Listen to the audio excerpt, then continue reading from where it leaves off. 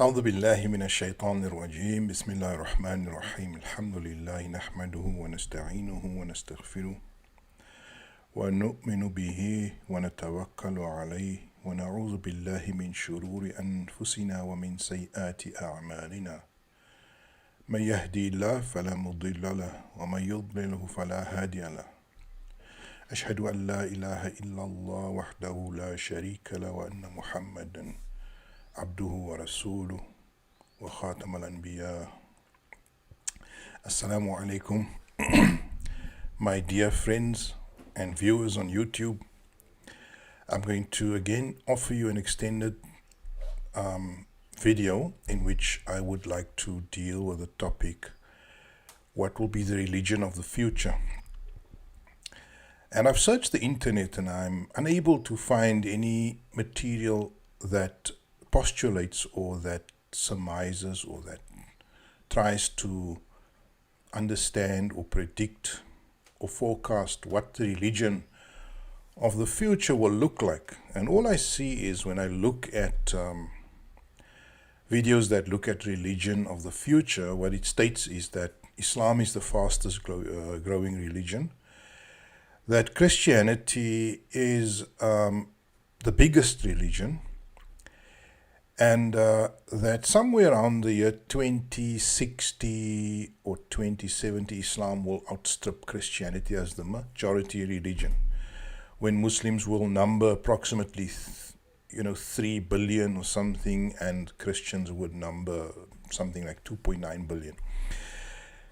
And so that is how the statisticians or those who extrapolate the data, that is what they seem to be finding. But of course, we know that extrapolating the data for so many years, and I know about the extrapolation of data, what we don't factor in when we extrapolate over so many years is the unknown factors that could come and throw a spanner in the works.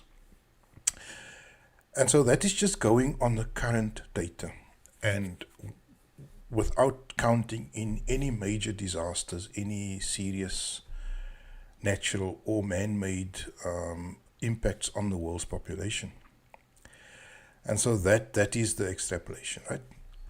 Then the other thing I see, besides looking at the data, because that's the one way that you can see the religion of the future, is so that one view of how religion will pan out or will shape up in 100 years, in the next 50 to 100 years, is that vision, right? Is that where Muslims become the majority amongst a number of other religions.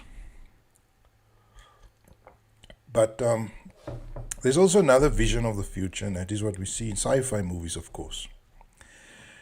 And I like watching sci-fi movies. I like watching Star Trek. I like watching,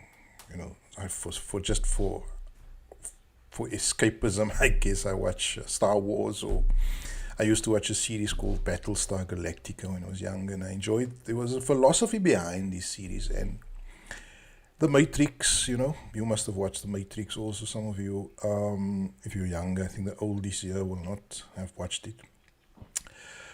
But if you look at those movies, there's a movie called The Sixth Element, I think, also with Bruce Willis. And these sci-fi movies, they all do contain a very subliminal vision of what religion will look like in 50, 100 years, 200 years, and further beyond.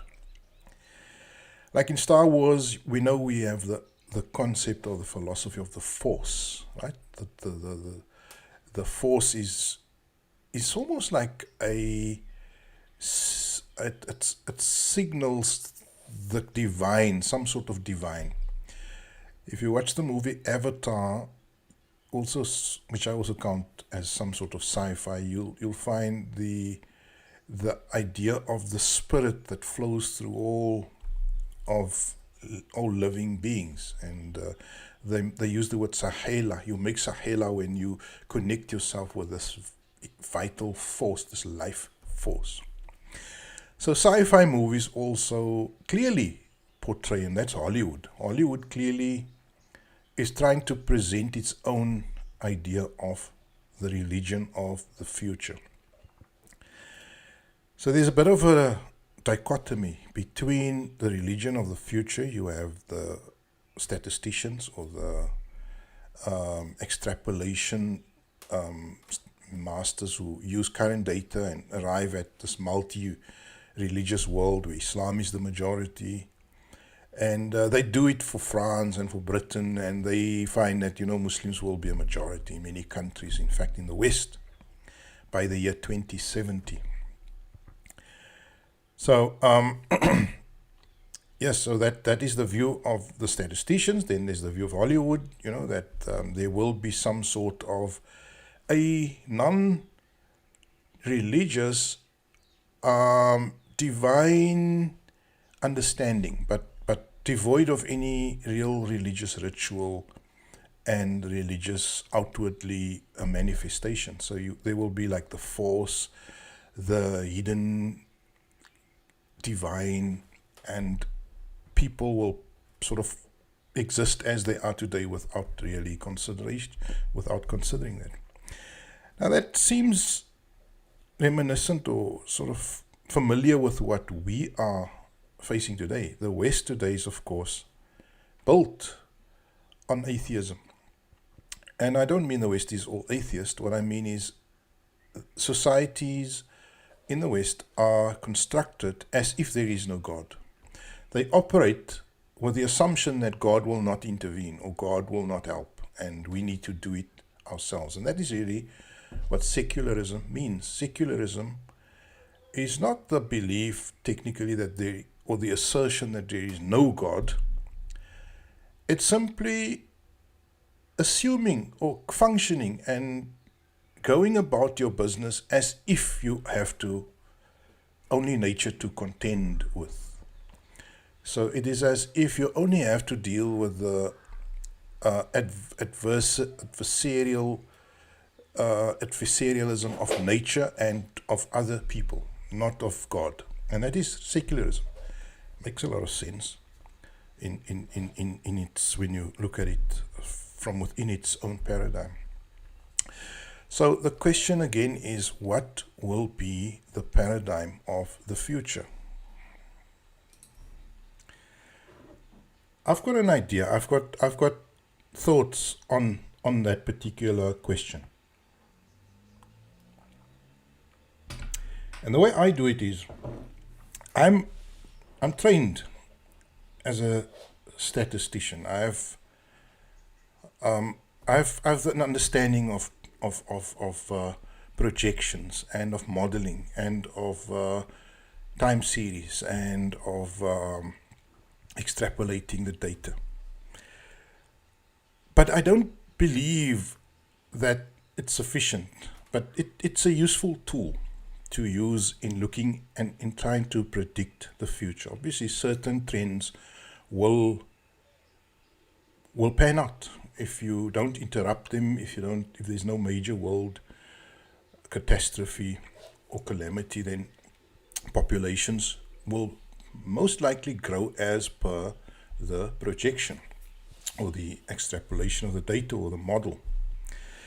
So, but it's not really, history doesn't work like that. History doesn't function in neat, straight lines or, in a linear fashion or according to the model that we design or deduce or infer. Like take, for example, Muslim history. You see, Muslim history, and I'm going to come to, to setting out my understanding of how I see the religion of the future will pan out and what we can expect in the next 50 to 70 to 100 years. You see, first of all, let me summarize it. I see that the future is not really created stochastically or as a product of a random unfolding scenario. But rather, I see history as unfolding as a product of the agency of human beings. And human beings are the agents or are the creators or are the shapers of history rather than stochastic processes that unfold random processes lodged over time. And I therefore need to, when looking at the future religion, I need to look at that factor, the agency, the will of humanity. And we know that it takes very few people, a very small number of very determined people to direct the will of a great many people. Just think through that a bit.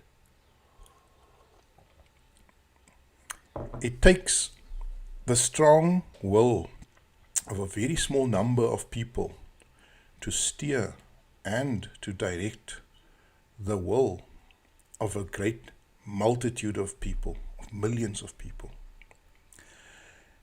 And using the right methods of control, of influencing, of coercion,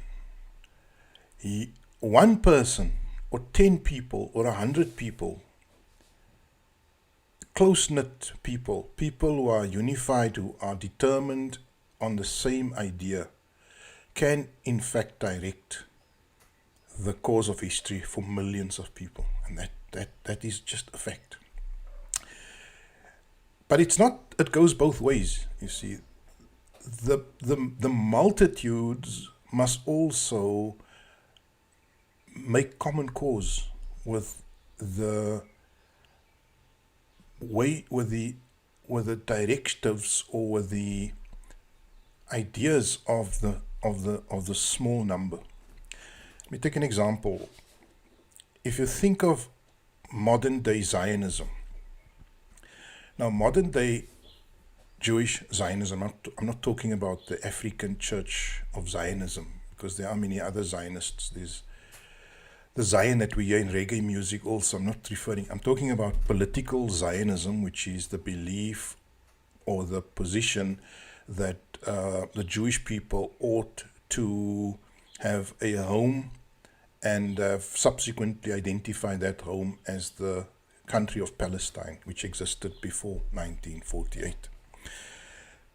Now that idea, Zionism, it's a very, very powerful idea. It is an idea that has directed or shaped much of our world history in the past 50 years. And if you look at America, the most powerful country, then there is a small group of extremely powerful and influential people right there at the helm, at the nerve centers of that superpower, at the very nerve centers of power, at the points where millions of people are influenced by one person's decision. And that is where political Zionists have lodged themselves. So, for example, if you look at the Department of State, the Foreign Affairs Department, if you look at the think tanks, the small groups, the small committees of no more than 100 people, perhaps, if you spread them out, and they're not all in one committee, of course. But let's say you have the Center for a New America, the Century for whatever, or the these special think tanks. If you look at these think tanks that are really the influencing power over foreign policy, then you will find that they are mostly Zionist, Jewish political Zionists.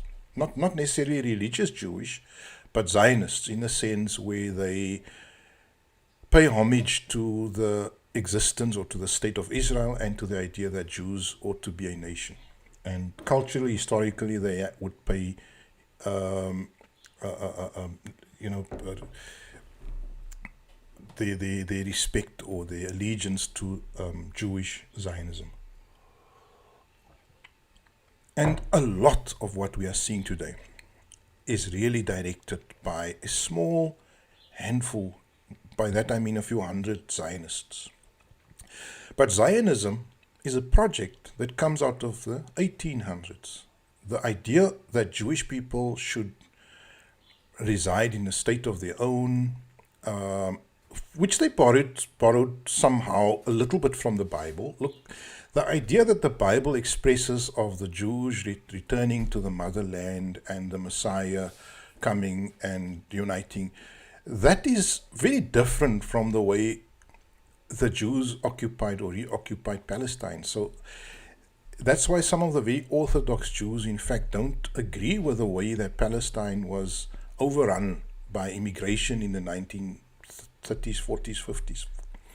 And the indigenous population displaced by settlers from Europe, citizens of Europe, with no natural history in that part of the world. Maybe in terms of the heritage there could be history, but the people that relocated were Europeans. They were European citizens. They were Germans. They were Lithuanians. They were Russians. They were Ukrainians.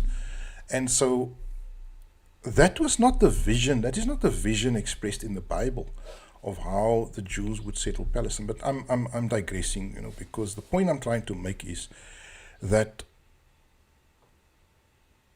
an idea that germinated in the 1800s, the late 1800s, created and shaped by its time, because the 1800s was the time when nation states were formed, when empires crumbled, when the Austro-Hungarian Empire crumbled, when the Holy Roman Empire crumbled, the German, the Russian Empire really never crumbled to that extent, but weakened, when the British Empire crumbled, when the Ottoman Empire crumbled.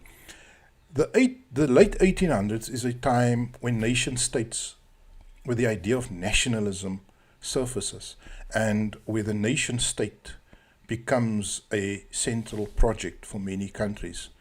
And that is the context in which Jewish or political Zionism is born. Within the fervor for nationalism, for forming your own state, for becoming a country. And of course, that Theodor Herzl, the mastermind, the architect of Zionism, was committed, passionate, to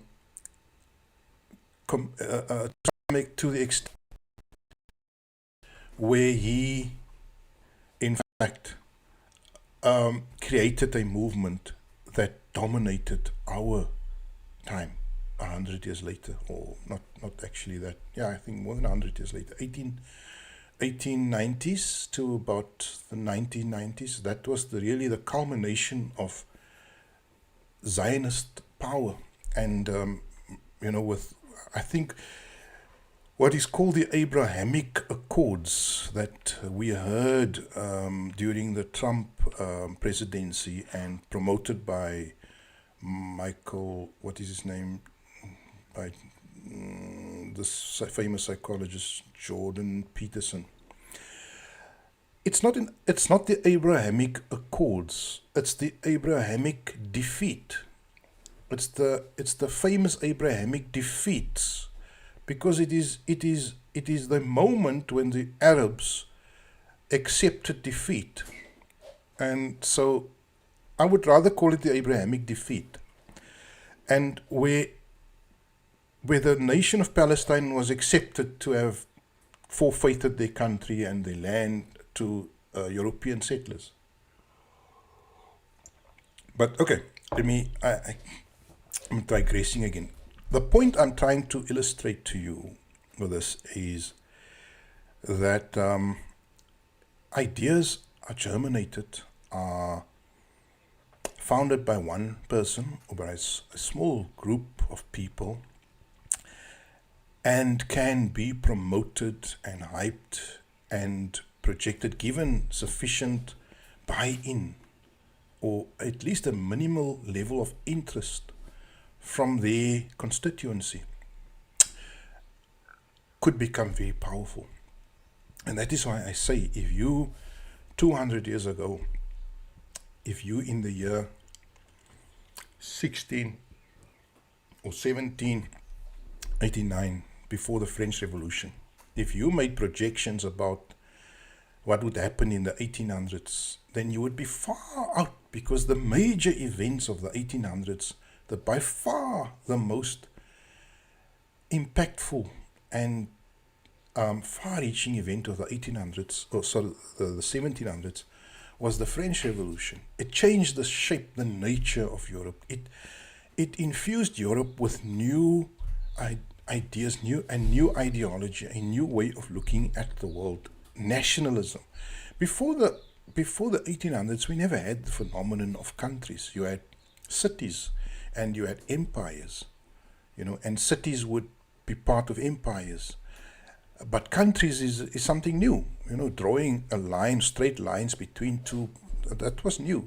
People had cities, and cities were more or less defended at the point where there was a natural barrier between the city and the next city. So, for example, a huge mountain range would be a barrier between empires. A very wide river, an ocean, would separate empires, except for the Roman Empire, which was an oceanic empire. It was an empire that sat on the Mediterranean, and it used the land surrounding the Mediterranean. But empires would generally be separated by huge natural obstructions, like mountain ranges, like rivers, like the ocean. And the big developments of the 1780s, of the 1800s, of the revolutions of 1848, of the further colonization of Africa late in the 1800s, those are all developments in world history that could never have been expected. If there was a powerful Christian empire, it was the Byzantine Empire and the Roman Empire, the later Roman Empire in the West under Constantine. But they were defeated. Those empires went down, they disintegrated, they were obliterated from history, those empires. And the Christian empire that we experience, that arose in the 1500s under the initial leadership of Portugal, which was a Roman Catholic. I'm not sure whether Portugal was Roman Catholic, but I know the Iberian Peninsula, the Spanish, Spain and Portugal, I think it was. But let's say through the 1800s, 1900s, the new Christian empire really was a reformed version of Christianity. So the old Christianity, the Christianity that ruled during Rome's supremacy over the world, that Christianity was an Orthodox Christianity within the Byzantine world, which was basically everything to the east of Greece, and the empire to the west of Greece, in other words, Western Europe, was a Roman Catholic Christian empire until it ended in about 300 or 500 Common Era. The new Christianity that arose in the 1500s, the new Christianity that took over supremacy in the world, and that we still find to be the dominant Christianity within Western Europe, within America, within South America, within half of Africa, is now no longer a Roman Catholic or a Eastern Orthodox Christianity. It's now a Reformed Christianity.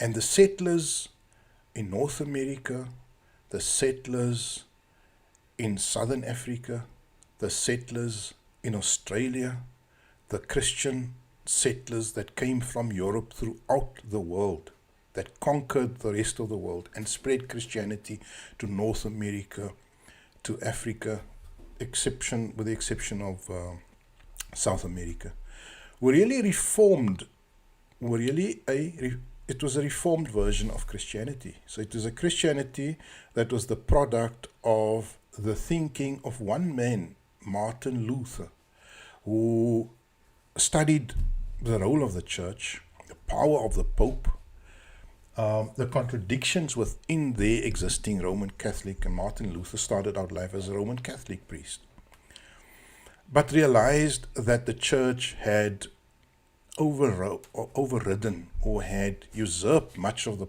powers that are really supposed to be held by the individual, that should be carried by the individual, and that they have also incorporated an excessive level of control over the people using the church, where the bishops or the Roman Catholic bishops would become in cahoots with local rich, powerful people to enslave and to subdue or subject the common Roman Catholic folk.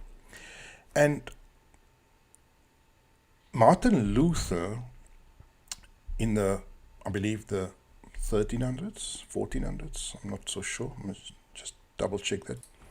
So he's a man of the 1500s, the exact time when the Europeans were, or just shortly after that, when the Europeans were really exploring the world, and when Australia and North America and Southern Africa were conquered by Europe.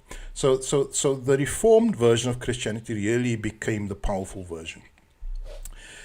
So what I'm saying to you is that there are powerful men, Theodor Herzl, Martin Luther, that could find enough support for their massive review or revision of history and of the times, so much so that they could redirect and steer the course of history because of their review or their revision of history and their analysis and their directing of thinking and what is important to people. So I come back to the original point of this whole, the theme that I'm busy with here, and that is that world history is not the product of stochastic processes. It is not random. It doesn't follow the model. It doesn't follow the extrapolation, the projections that we draw. But there are powerful people that could come and throw a huge spanner in the works. Individuals, small groups of people that could come with ideas that could become so powerful. The idea of Zionism, the idea of the reformation of the church. So much so that those powerful new ideas could find acceptance within millions and millions of people's hearts, and could dominate those ideas and could change the way that history would pan out. So if you were a Roman Catholic in the 1500s, you'd probably project that Roman Catholicism would be there forever. If you were an Arab in the Ottoman Empire, you would probably be forgiven for thinking that the Arabs would rule forever and that there was never ever going to be a challenge to Arab supremacy.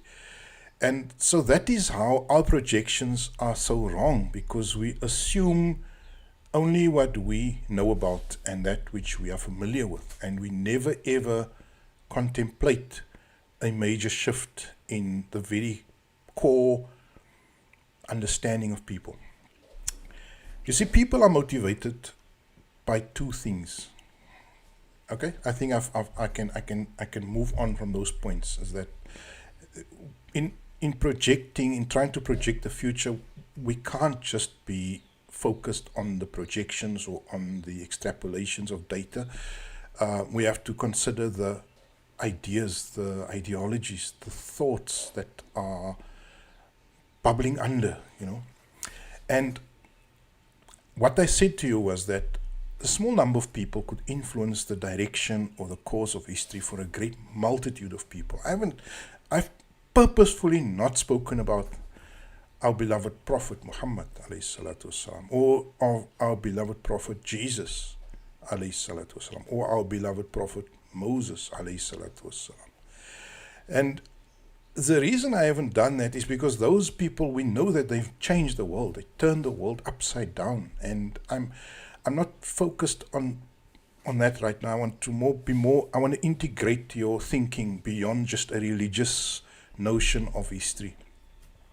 Right. So let me continue this discussion. The next point I want to make is that people are impressionable. The masses, the multitudes, the millions, the billions are very impressionable. They are generally gullible. And all it takes is an impact on two areas. You see, you as a human being, you have two things that motivate you. And we'll come to the body and the soul in another lecture. You are motivated, generally, my understanding, based on the research on critical realism and human reflexivity. We are driven by two essential forces. The one is interests, and the other one is acceptability.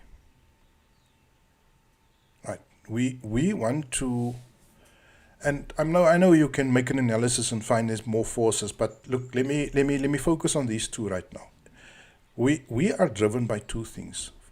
Interests, in other words, surviving for the day, having food, being safe, being rather reasonably, secure from danger. That is the one thing that drives me, right? That drives you and me. Is we need a job, we need an income, we need our business to be successful. If you're in business, if you're a professor or a doctor or a health expert, you need to have a successful practice. And to be good at your practice and to generate an income and to survive in the world, that is called, that I will refer to that as your interests in the world. You are driven by survival, right? By your interests. What is in your interest? But there's another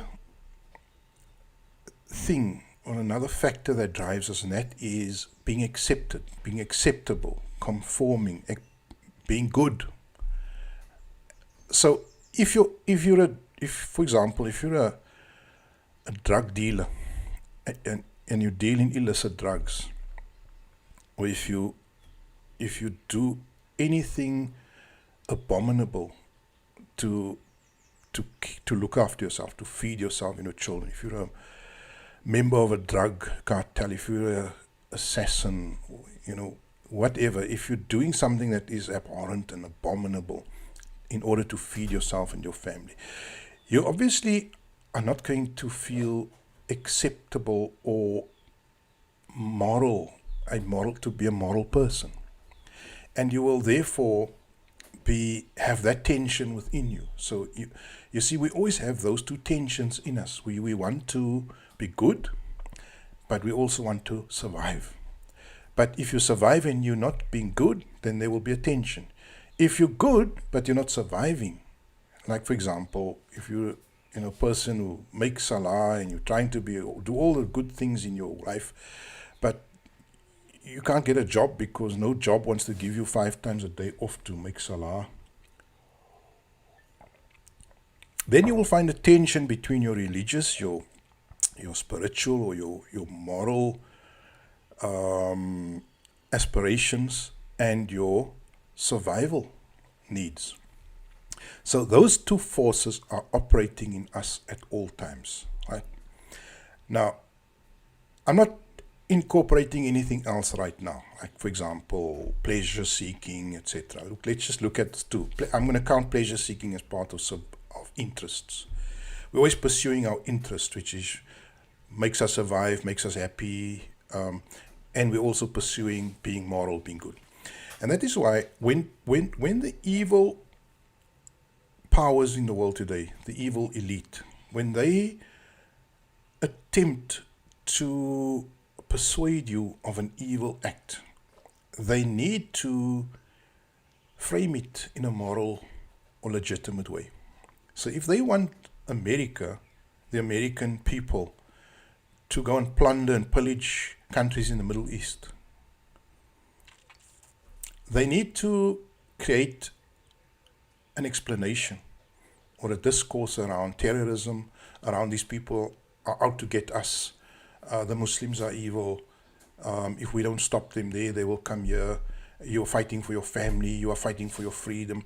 And they construct a story around that pillage and that plunder, which it's really all about in Iraq and Afghanistan and Libya and Somalia and wherever.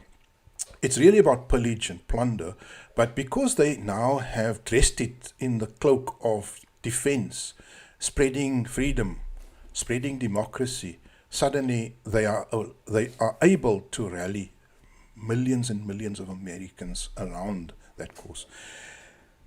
So what I'm saying to you is that if you're a person with a powerful idea, or you have an idea and you want to sway millions of people, you need to be tuned into their interests and into their moral concerns. Because people have moral concerns. They don't want to do evil things. They don't want to, if you ask Americans, would you like to go and pillage and plunder a weak country, please? And they would say, no, we hate that. We won't do that. We're good people.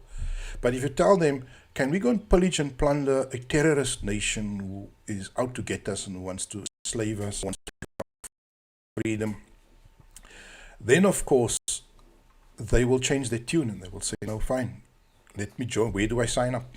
And then it's a different story. So the point I'm trying to make is that you have, let me just recap where I'm at now. Firstly, I said to you that powerful ideas can in time dominate humanity. They could become very powerful. They could turn out to be at the core of events and ideas that are dominating the entire humanity. And all it takes for that powerful idea is a very fervent, committed, dedicated, small group of people with that idea, and a large number of people who see in that idea that their interests and their moral concerns are accommodated within that idea. Do you understand? So a small group of people come with an idea, they dress up that idea in a way where it addresses the concerns and the interests of a great multitude of people, and suddenly that idea will spread like wildfire. Now, that was what the Reformed Church achieved, because it told the ordinary folks of Europe who were under the yoke of the Catholic priests, who were under the yoke of the landowners, it told those people that there is a way of understanding Christianity, there is a way of living your Christian life where we don't need to put up with the bishops, where we don't have to put up with the tyranny of the church. And this is the way we do it. And you will still be a good person, but also you will be a better person, because this is the way God is supposed to be served. And in no time, that version of Christianity grew to a mighty new church, the Reformed churches. And today, Britain, the superpower of the 1800s, the 1900s, really became Britain. Because after the French Revolution and the showdown between France and England won that war. And the Reformed Church of England, which is called the Anglican Church, became the most powerful church in the world by virtue of being the most powerful political power, military power. So yeah, where are we? I'm explaining to you that the future must be predicted not by looking at the trends, and I'll speak more about that also, but rather by looking at the ideas that are bubbling under. ideas that have the potential of inspiring masses and masses of people, billions of people. That is really where we should be seeking or seeking to understand what the future religion will look like. And by the way, when I speak about religion, I'm implying a lot more than just what the common word in the English language refers to. In the English language, religion simply means a ritual system whereby, a belief system, a system of worship. But I'm going to use the religion in the sense where it is translated from the word deen. It is a philosophy of life. It is a paradigm. It is an outlook on the world that also shapes our practices and our rituals. But so more like the Muslim or the Islamic understanding of religion, or the Buddhist understanding of religion, it's more of an influence on your entire being, on the fabric of your existence and of society. Right. So where are we? We're looking at the predicting and looking at the possible future religion and how that will pan out. Now, you see, if we leave this to Hollywood, if we continue as a Muslim world, if we continue with this fatalistic outlook on the world, with this ma'aliksh outlook on the world, ma'aliksh, tilka ummat qad khalat, we apply the verse wrongly, in the sense where we say that what happens, happens. It's not your fault. It's Allah's will. That fatalistic outlook on the world is the one that will keep you enslaved. Because what will happen is that powerful men will arise, non-Muslim, outside of your belief system. Powerful men will arise and will sway your people, the multitudes, the millions of Muslims, towards other ideas. Because why? You are fatalistic. You are surrendering it to God. You are leaving it in God's hands. It's like, if I come to a forest, and there's a couple of wild animals there, and there's lions, and there's snakes and hyenas and stuff.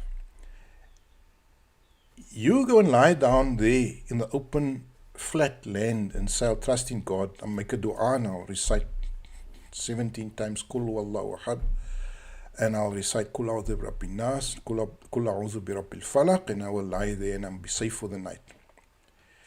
That is the Muslim. You see, you're going to lie there and make yourself vulnerable or gullible or subject to these wild animals. Well, I'm going to build a boma. I'm going to take some branches with thorny branches and stuff and build a sort of an encirclement around me and build a fire and lie next to the fire and sleep. And then I'll recite some Qul Huwallahu Ahad maybe after that. The difference between you and me is you believe that God will protect you. I believe that I have to take the necessary precautions. So the fatalism of the Muslims is what really makes them subject to or vulnerable to the vicissitudes, to the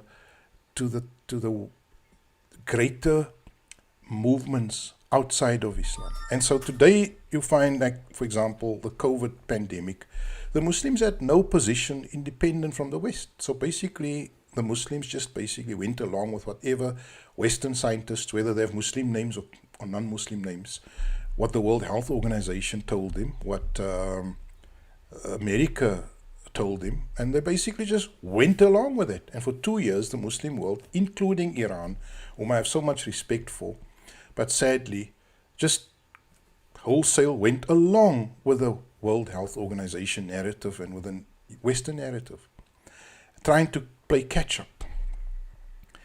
So, if we don't have an independent idea, an independent expression, an independent, coherent body of understanding, then we will forever be the slaves and the subject of somebody else's ideology, somebody else's grand plans. And then everything will dominate us. You see, Zionism is not just military dominations, it's an intellectual domination also. The West's domination over Islam is not just a military subjugation, as some of these cowboy Salafists like Daniel Hakikachu and Muhammad Hijab and these guys, they all think it's just a military subjugation. Islam has not been conquered militarily only, the Muslim world. The Muslim world has been conquered intellectually also. We have no vision in terms of our intellectual understanding. And what you are coming up with now with the Salafist ideas of marrying children of 7 years old, the lies that you base your religion on, is not, nobody wants to buy it. Nobody wants to buy it. The only people that are buying it is these youngsters sitting in busy cities, hating themselves, hating their lives, and finding solace in reading your nonsense. Daniel Hakikachu, Muhammad Hijab. You know, your nonsense is just pastime. It's a pastime for some young people who are fed up with Western culture. They want to dress funny, they want to speak weird stuff. Why? Because it makes it gives them it's therapeutic for them to not be Western. And the Salafist wave that we experience in the West it's not real. It's a false wave. Nobody can run a country on the principles which you espouse. ISIS has tried it.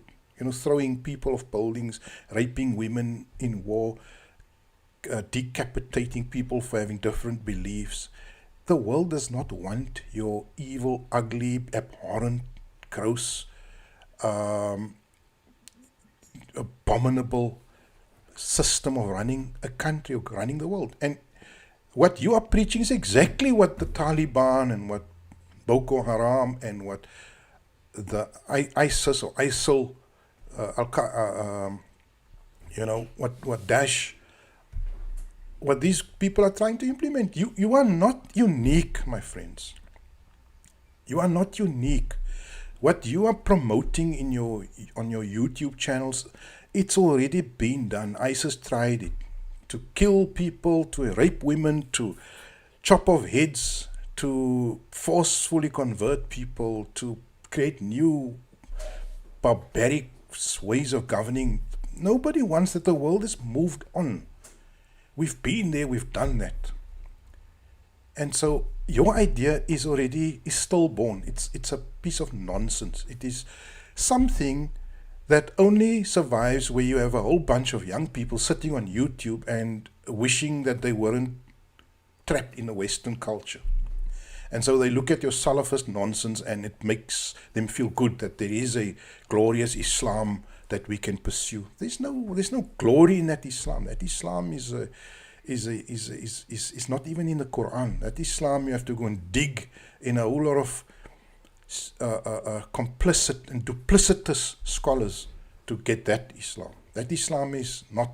It's not a real Islam. And don't stop dreaming that Islam is going to rule the world. That Islam will never rule the world. Believe me, that's like the Roman Catholics really believing that Roman Catholicism, the Roman Empire will come back. No. That is actually belied by a verse in the Quran. Do you know that? The Quran in fact states that once God has crushed you, or once the world has crushed you, you see, because God doesn't crush evil. God does not crush evil. Please remember that. Evil is crushed by its own weight, under its own weight. And nature actually destroys evil. There's a verse in the Quran that refers to this. I'd like to get that verse quickly for you. Take a look at this verse firstly, where Allah subhanahu wa ta'ala says, أعوذ بالله من الشيطان الرجيم بسم الله الرحمن الرحيم ألم يروا كم أهلكنا من قبلهم من قرن مكناهم في الأرض. And the English, see they not how many of those before them we did destroy? Generations we had established on earth in strength, such as we have not given to you, for whom we poured out rain from the skies in abundance, and gave fertile streams flowing beneath their feet, yet for their sins. We destroyed them and raised in their wake fresh generations to succeed them. And there's then there's this verse also. وَإِذَا أَرَدْنَا أَن نُهْلِكَ قَرْيَةً. When we decide to destroy a population, we first send a definite order to those among them who are given the good things of this life and yet transgress, so that the word is proved true against them. Then it is, we destroy them utterly. فَدَمَّرْنَاهَا تَدْمِيرًا. The point that we're getting, and then there's a different verse that says that those nations will not surface again. Once they're destroyed, they're gone. They're gone forever. So to you, the Salafist, I want to say that, Salafism, the Islam of the sultans, the Islam of the duplicitous, of the collaborators with evil, the Abu Hurairas of this world, those who walked with the enemies, the Umayyad puppets or employees of the Umayyads, and the employees and the scholars of the Abbasids.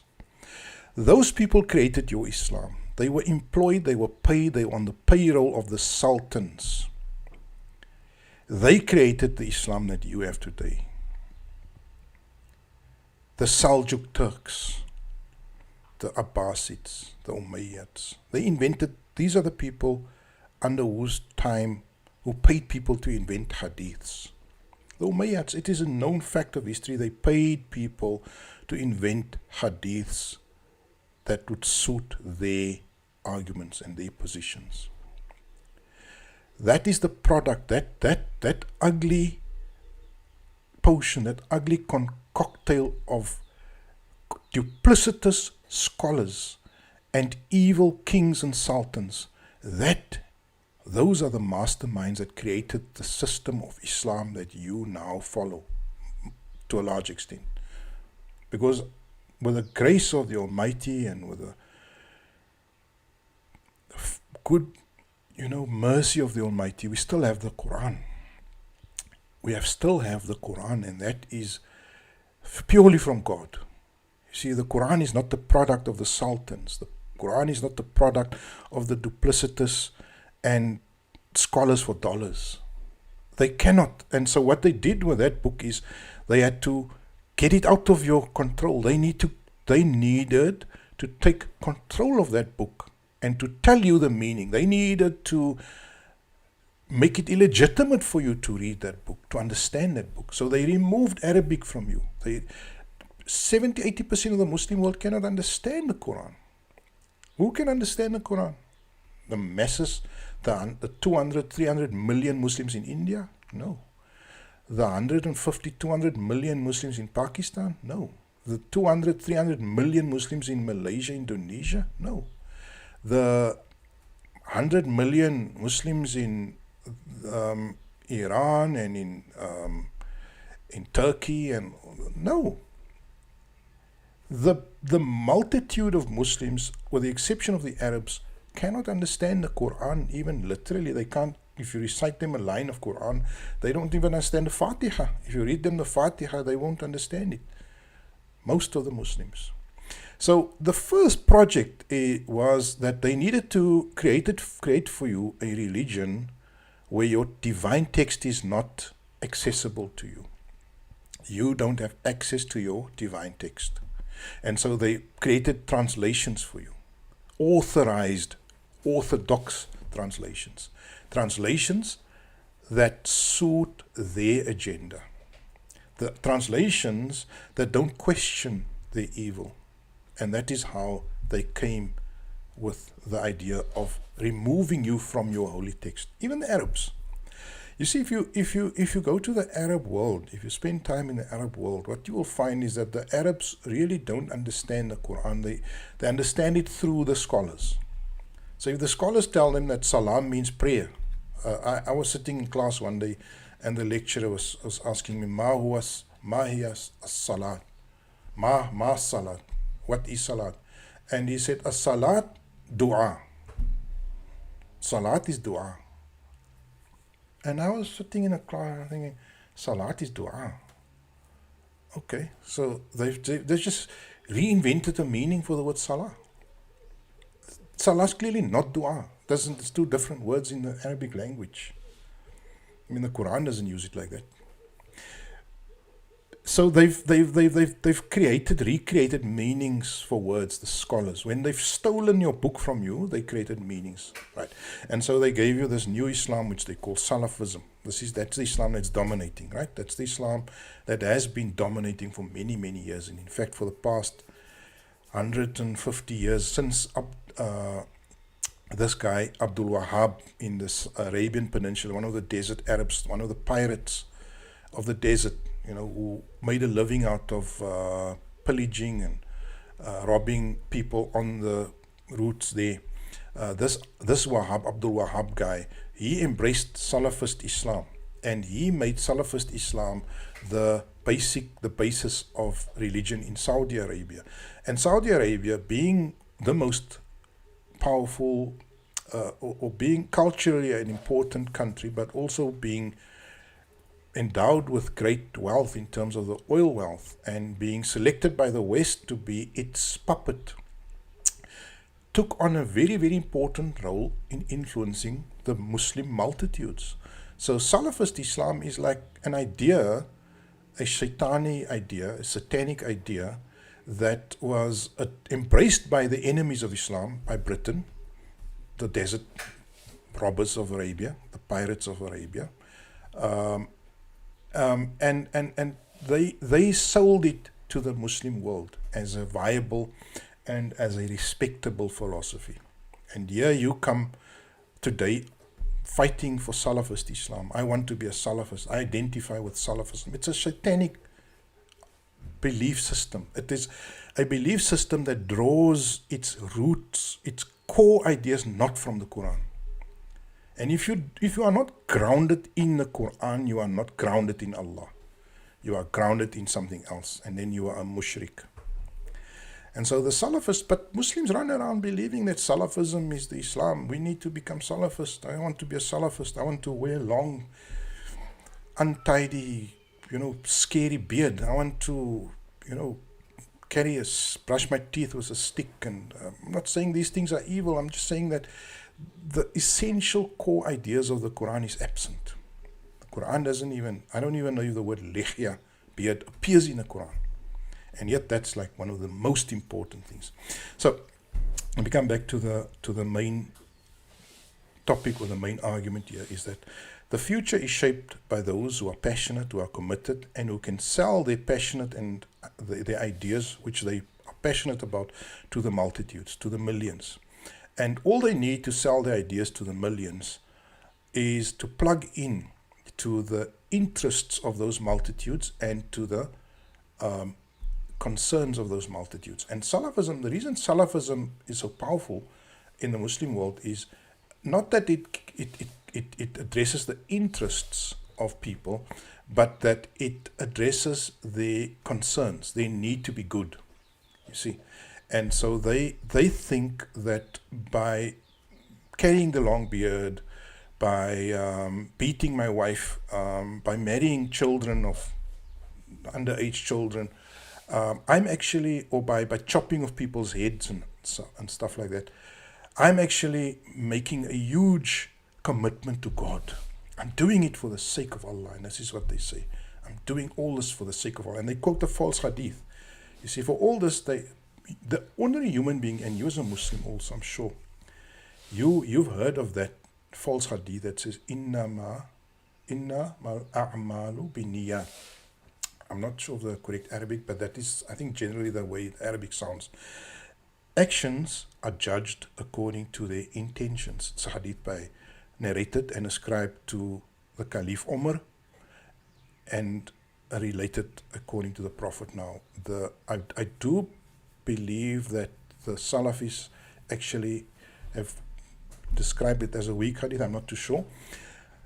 But it's a very powerful hadith. It's a hadith that I grew up with, that your actions will be judged according to your intentions. And that's a false belief. It's a completely false belief. It means that if you only moralize, and if you try and rationalize your actions, then it doesn't become a sin anymore. So all I have to do is rationalize an action.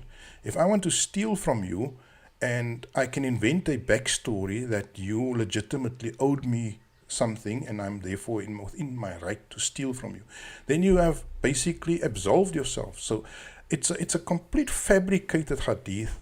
Actions are judged according to their intentions, and that is why nobody feels bad for killing other people, because they say they deserved it.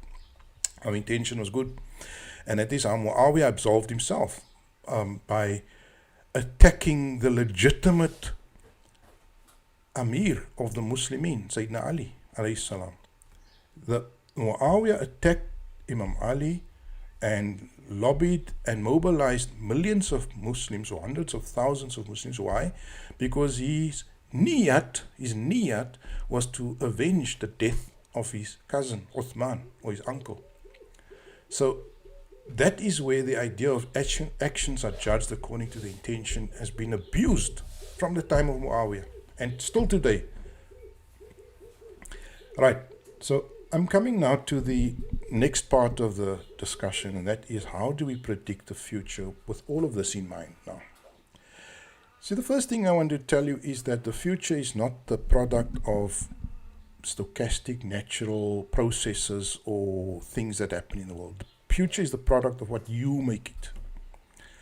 The future is the product of what you make it. The future is the product. Our present time was created by Theodor Herzl. Our present belief system was created in the previous century, 100 years ago, by the scholars of a university in Germany, right? And those scholars, the scholars of critical theory, right? Right. Let me show you I'm of course referring to the Frankfurt School, and let me show you what is the Frankfurt School.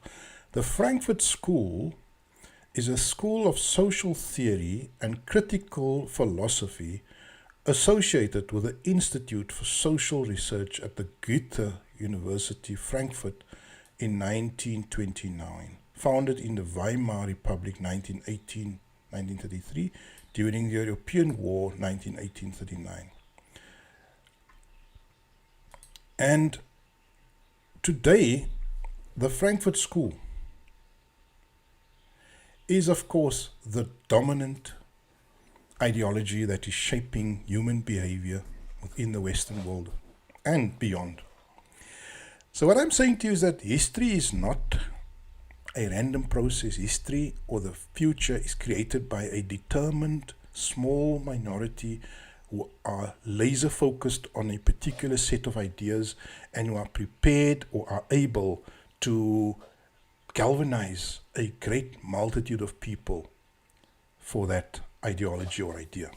And that is the context or the idea in which I want to locate the rest of this discussion, is that we haven't arrived here by chance. We have arrived here because of the passion and the fervor and the commitment of small numbers of people 100 years ago.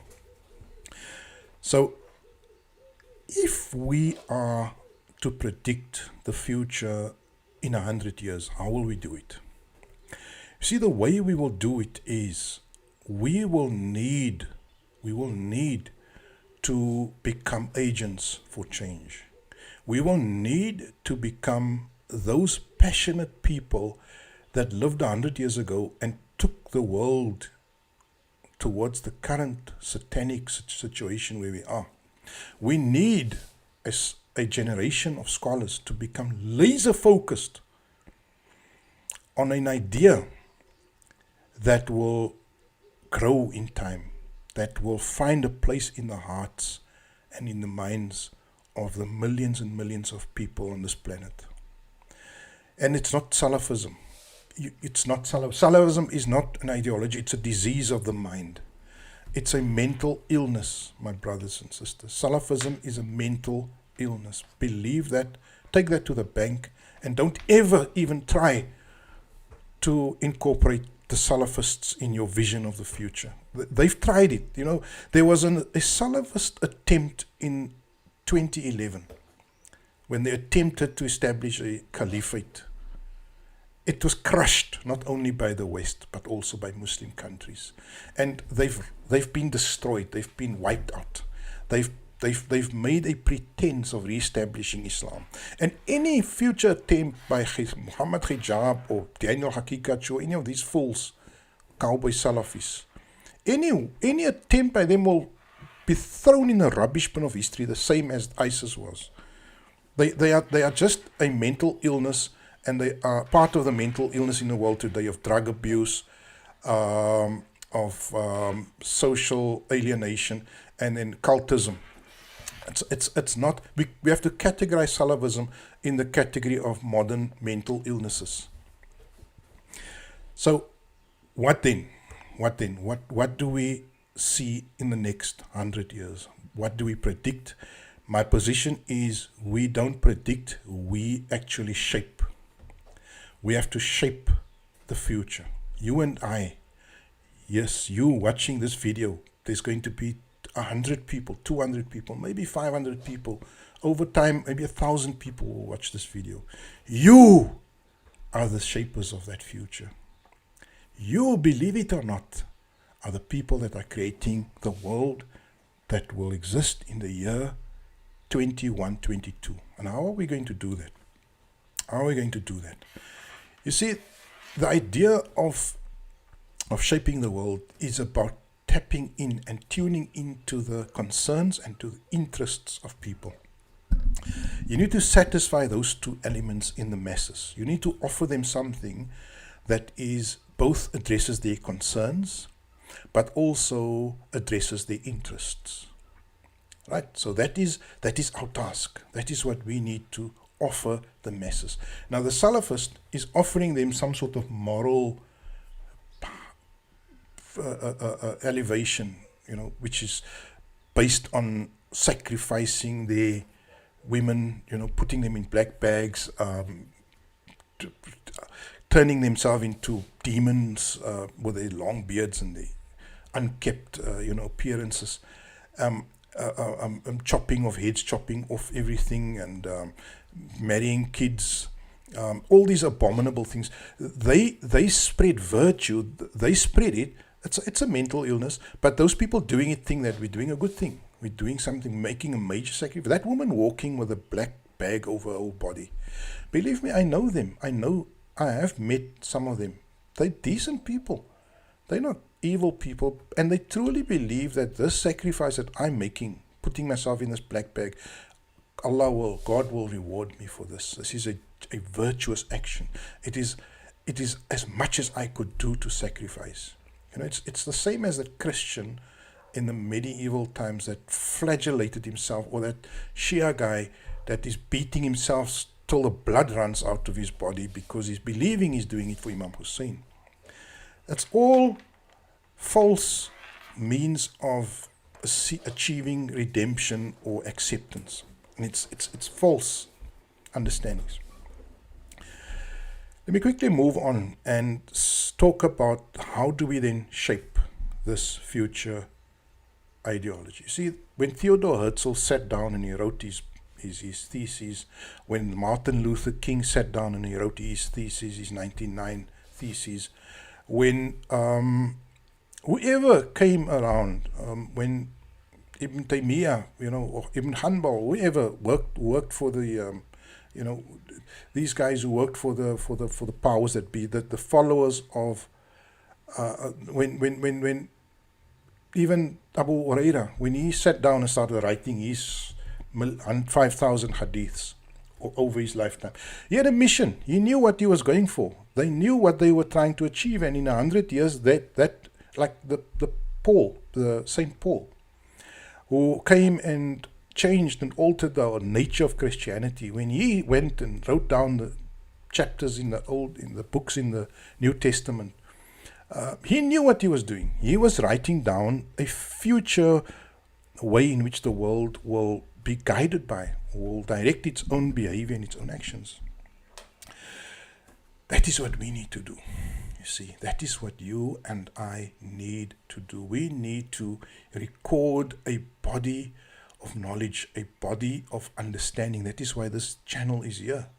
We are recording a body of knowledge, a coherent system of understanding the world from a spiritual, divine, infused by spiritual and divine aspects. That is what, if Allah wills, what this channel is all about. We are putting together a political, social, spiritual thesis, ideology, understanding that can be built upon, that can be expanded, that can be offered to humanity. And what we need to do is we have the job of explaining to humanity how this thesis, how this understanding enriches their lives, how it allows them to address their interests as well as their moral concerns, or their need to be good people, to be acceptable people, to be virtuous people. That is the point. Now, I think then all that remains from me is to summarize what that worldview is. What is that worldview? What is this worldview that I'm calling on you to embrace and to go and offer to as many people as you can? You see, my worldview, many of you, and I'm not the inventor of this worldview. I always feel that, there's no such a thing as a solo scholar, as a solipsistic scholar.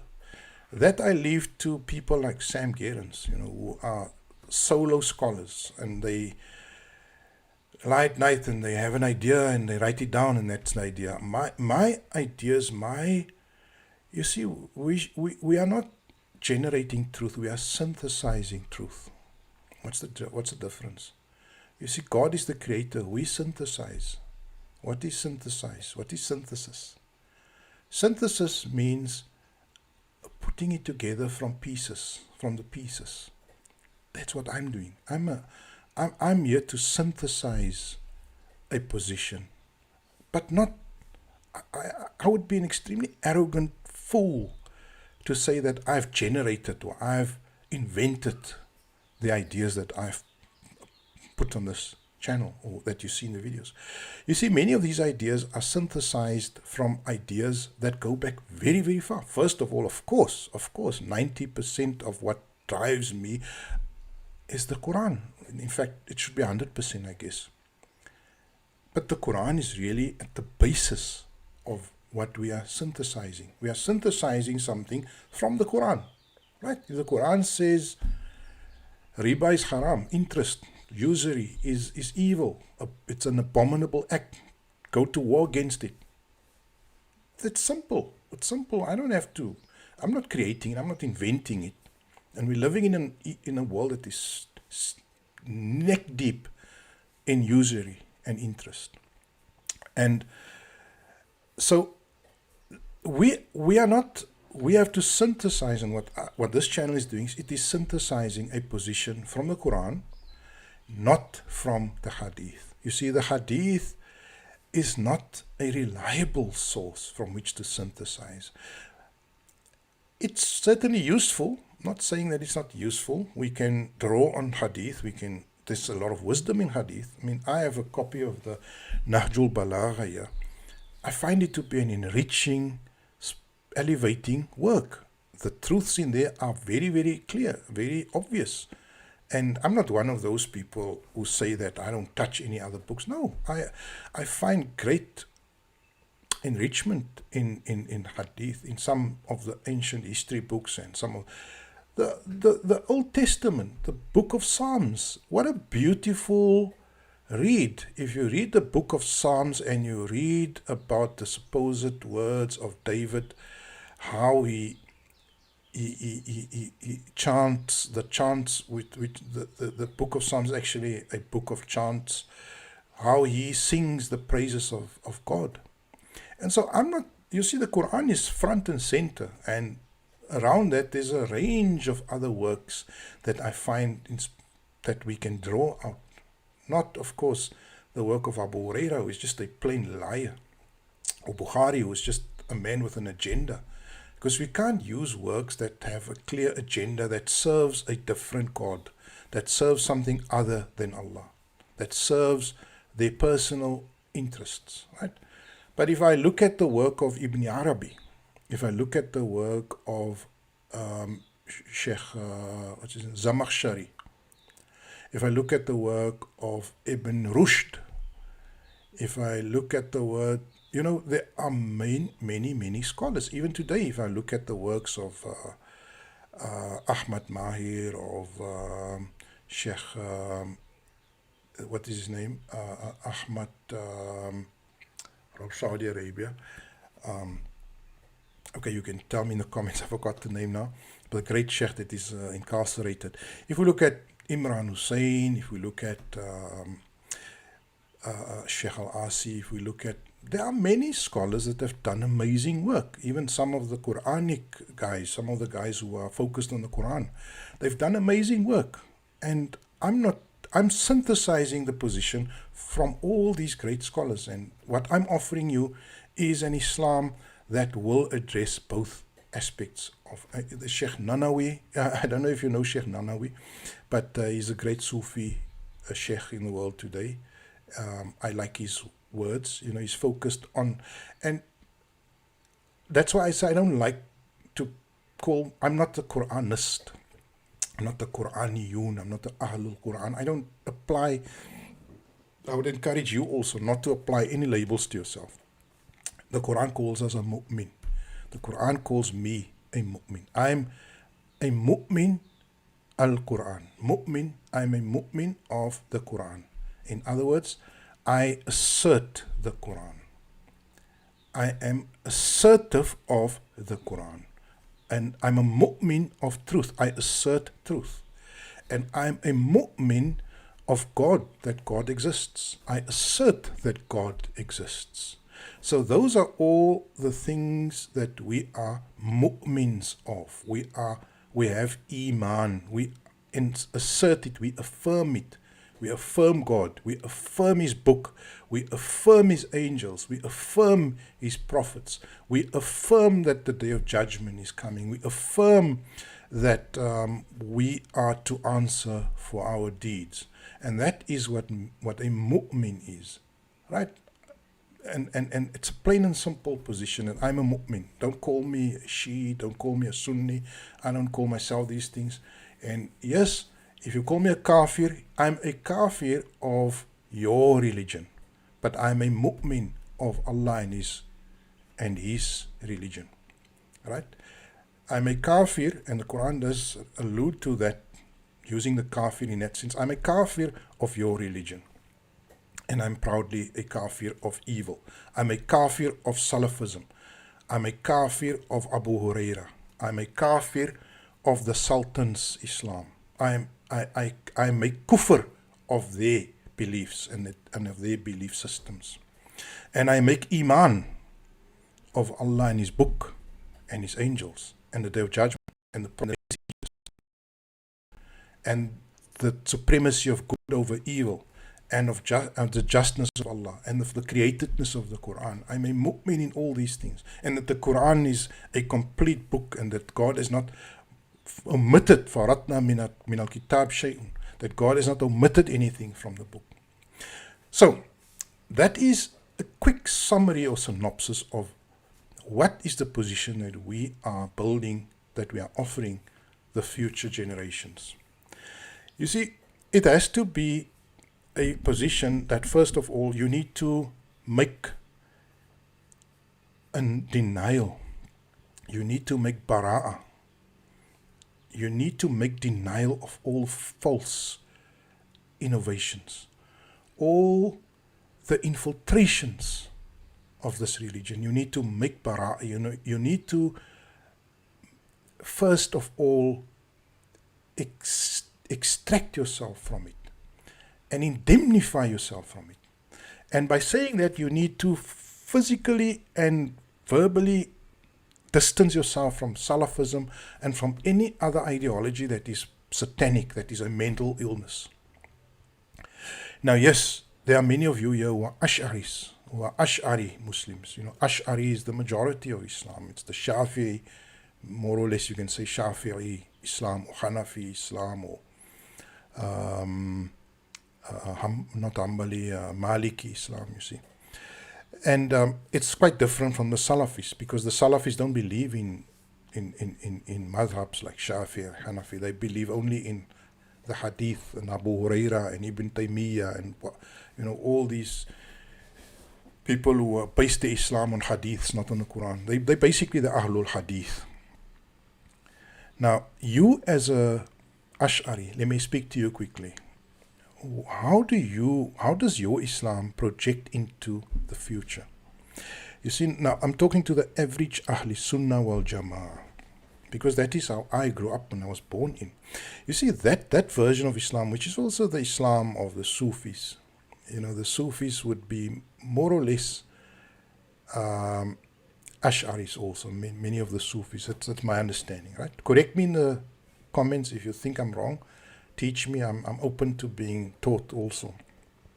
But my understanding is that is really the bulk of Islam, not the Salafis, but the Ash'aris, the Ahle Sunnah wal Jama'at, the Sufi Islam. That is what you get mostly. Now, let me speak to you. How does our ideology, our expression of Islam on this channel, how does it depart from your understanding? You see, the problem with Ash'ari Islam is that it is an Islam, it is what we call a broad church. It is an Islam that takes off or takes out or removes the potency, the strength, you know, the appeal of the true message that is grounded in the Qur'an. How does it do that? How does it rob Islam of its dynamism? The way it robs Islam of its dynamism is that it actually removes the aspect of improvement, of tajdeed, of filtering, of cleaning the system. Why? Because what it does is it looks at history. You see, it looks at history, and that is how the madhab of Ahle Sunnah evolved 100 years or 150 years after the Prophet. It looks at history, and there's a bloody history after the Prophet. You know, there's many thousands and thousands, some say 1 million people got killed in the 60, 70 years after the death of the Prophet. And it looks at that bloody and that ugly history of tribalism, of murder, of wars, of, you know, civil war, and it tries to re-establish some sort of semblance of, to neutralize those passions. It seeks to neutralize all the strong passions, because now you have the family of the Prophet, the Ahlul Bayt, dealing with the murder of the children of the Prophet, right, the grandchildren of the Prophet, loaded with that passion, that passion of hurt, of pain, of remorse, of sorrow, of the death of the Prophet and his grandchildren, the events of Karbala, the wars of Imam Ali against Muawiyah. You have that as a strong passion. You have the passion of the people of the Umayyads who were overthrown by the Abbasids.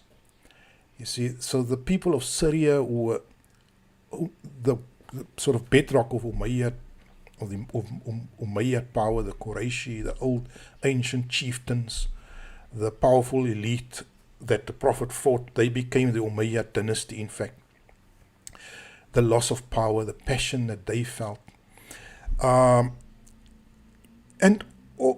all of these strong feelings, what the Ash'ari school of thought did was to neutralize it all, to say that, you know what, we're not going to condemn Muawiyah, but neither are we going to condemn Ali. We will find a workable way of accepting both of them as virtuous. So Muawiyah, yes, he did go out and make war. He was the aggressor. Ali was the legitimate ruler. He was the Khulafa Rashidin. But he was the member of the Khulafa Rashidin. But, we support Muawiyah. We don't condemn Muawiyah. And that is why the Arabs say, Yazid wala tazid. You can condemn Yazid, he's not Sahabi, but you must accept Muawiyah. In order for them to couch that nonsensical endorsement of Muawiyah, they had to invent the Salaf, the idea of the immaculate Sahaba, of kullu sahabi or kullu sahabati kannujum. A Sahaba kannujum. Yeah, the Sahabas, the hadith, they had to invent that hadith, that the Sahaba are like stars. Whichever one you follow, you will be guided to the truth. And so they had to falsify hadiths to absolve Muawiyah, because now Muawiyah is a Sahabi, Abu, whatever, the Sufyan is a Sahabi now. So we can no longer condemn Abu Sufyan, you can't condemn Muawiyah. And so the Ahle Sunnah wal Jamaat is really an attempt at damage control. It is there to create a big enough tent for everyone to feel at home in. Of course, it never succeeded, because it created a big tent for everyone that wanted to cleanse their guilty complexes. So if I didn't really quite align myself with the Battle of Hussein, I wasn't present at Karbala, I didn't go and fight, I didn't give him any support, I sat by and saw how he was slaughtered. A nice way for me to absolve myself morally of that crime is to say that, Hussein was right, but you know what, the conditions of the time, there were good people on both sides. Or the wars of Ali, there were good people on both sides. So I don't have to feel bad about my indecision, about my lack of taking a stance. So the Ahle Sunnah wal Jamaat is really a response to the upheavals of the world war. The world, and I call it the world war of the Muslims, because the Muslims experienced the world war in the 700s. In the 600s. Yes, they did. They did experience a world war within the empire. And that world war continued for many, many decades. The first world war was not actually in 1914. It was back then, when the Muslims went to war against each other and slaughtered many, many nations, many countries, many people became involved in that war. So Ahle Sunnah wal Jamaat is after this world war, the Muslim world war of the 700s, or the 600s, it came to construct an understanding of Islam under the Umayyad tutelage, under the Abbasids, because the Abbasids had to deal with these forces. You see, they had to deal with these rampant, nascent, or forces that were functioning within their empire. And they had to create an understanding that could at least provide for some measure of peace and quiet within the empire. And that is really why they paid these scholars, why they paid Shafi'i, and they paid Hanafi. Not Abu Hanifa refused, so his scholars, Shaybani, and his scholars actually took the money from the sultans, from the Abbasid sultans, and constructed an orthodox Islam which they call Ahle Sunnah wal Jamaat.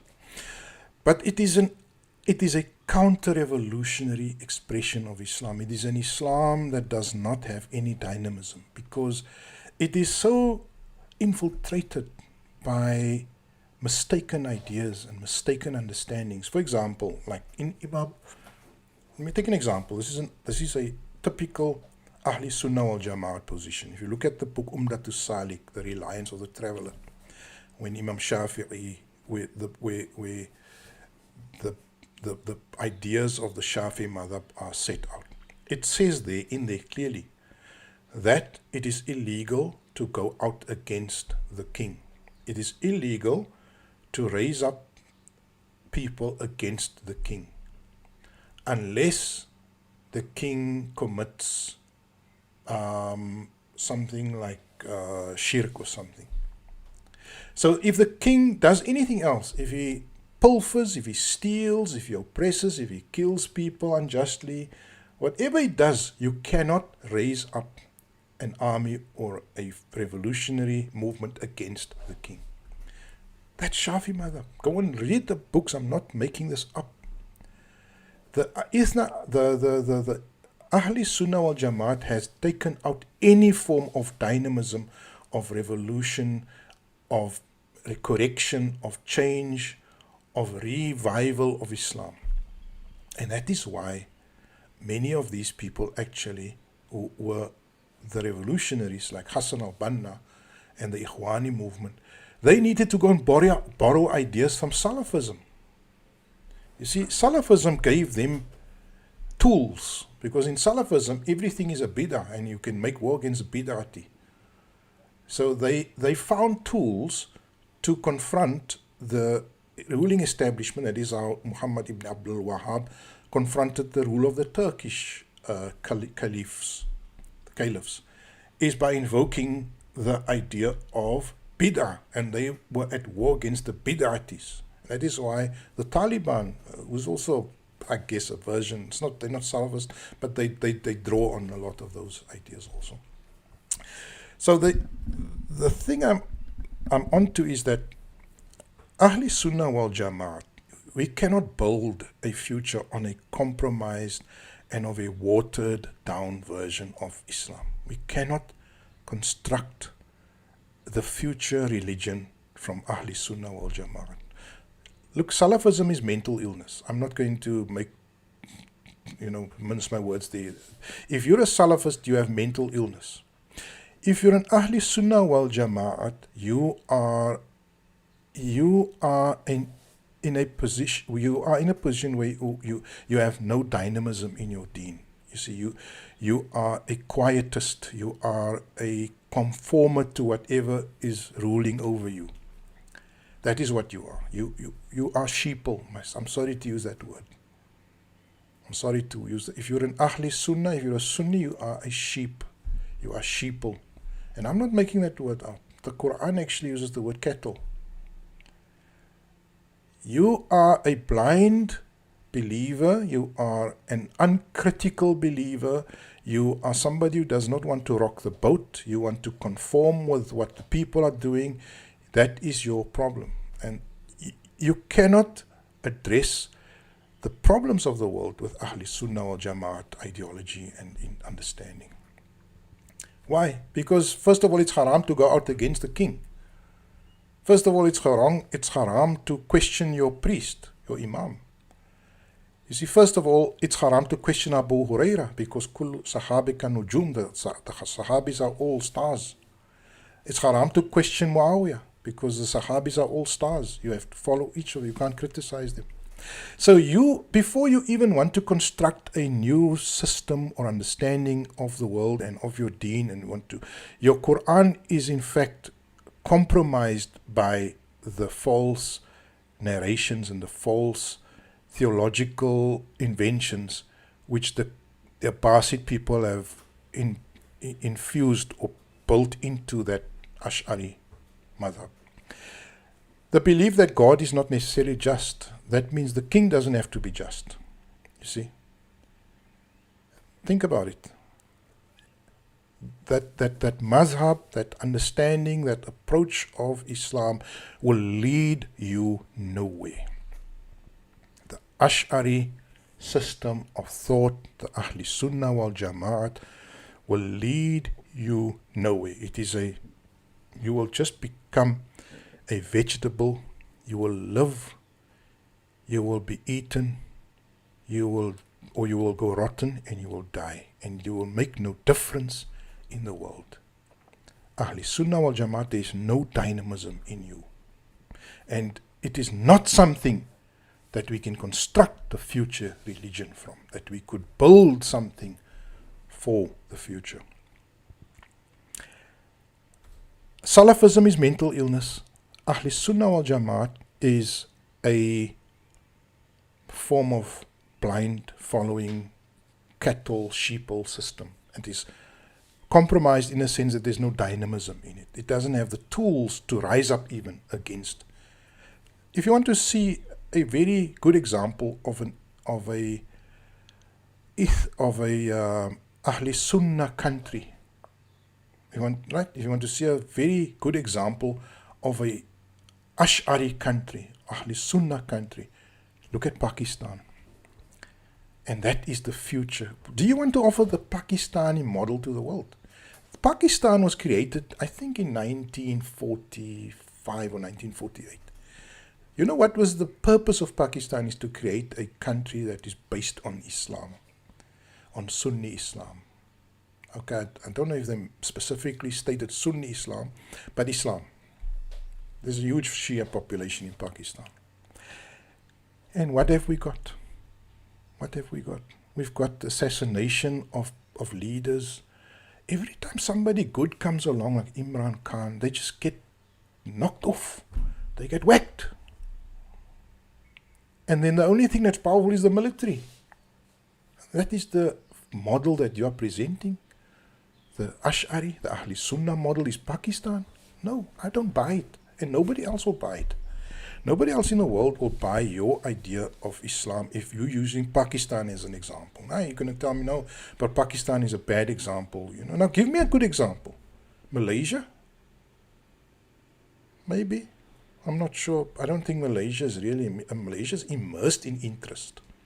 That whole country is based on the international interest banking system. So I don't know. Look, Malaysia is not Islamic. Malaysia is a Western country with Islamic tags everywhere.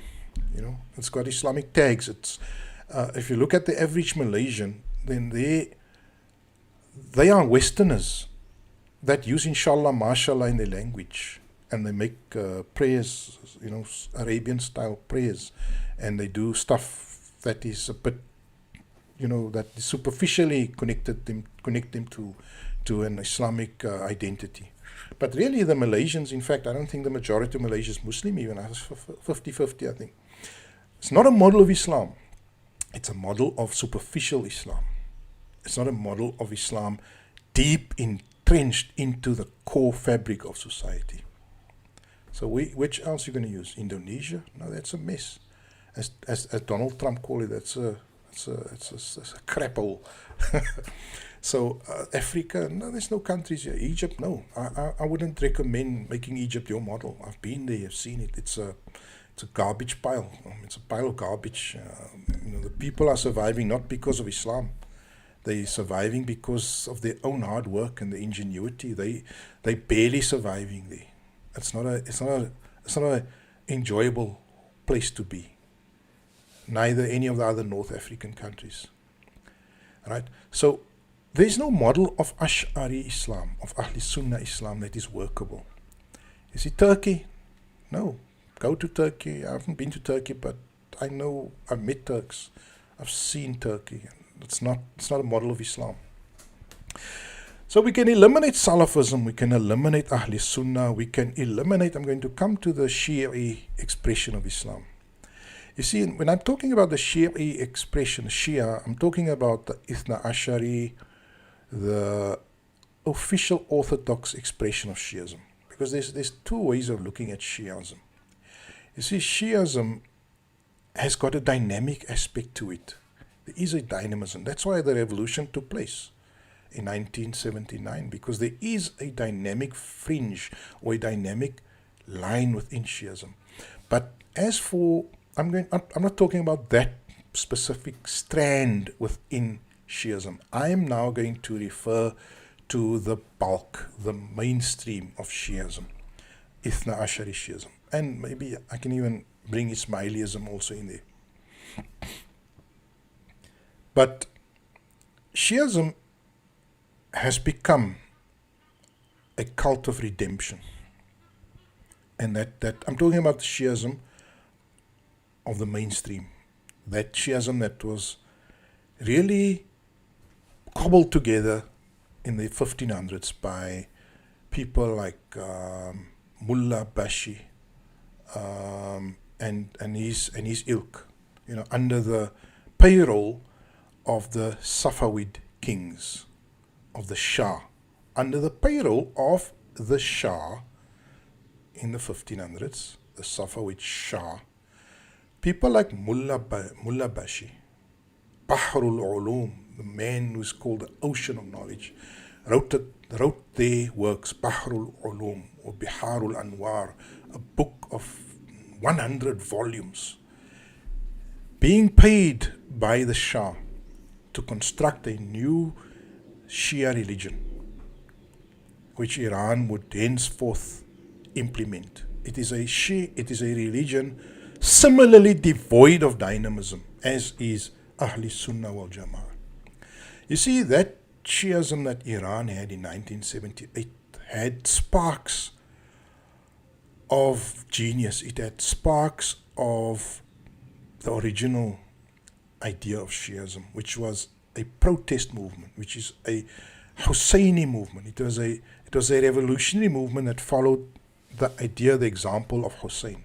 It's rising up against the oppressor. This Shia of the court, the Shi'ism of the court, the Shi'ism of the Safavid court, I call it Safavid Shi'ism.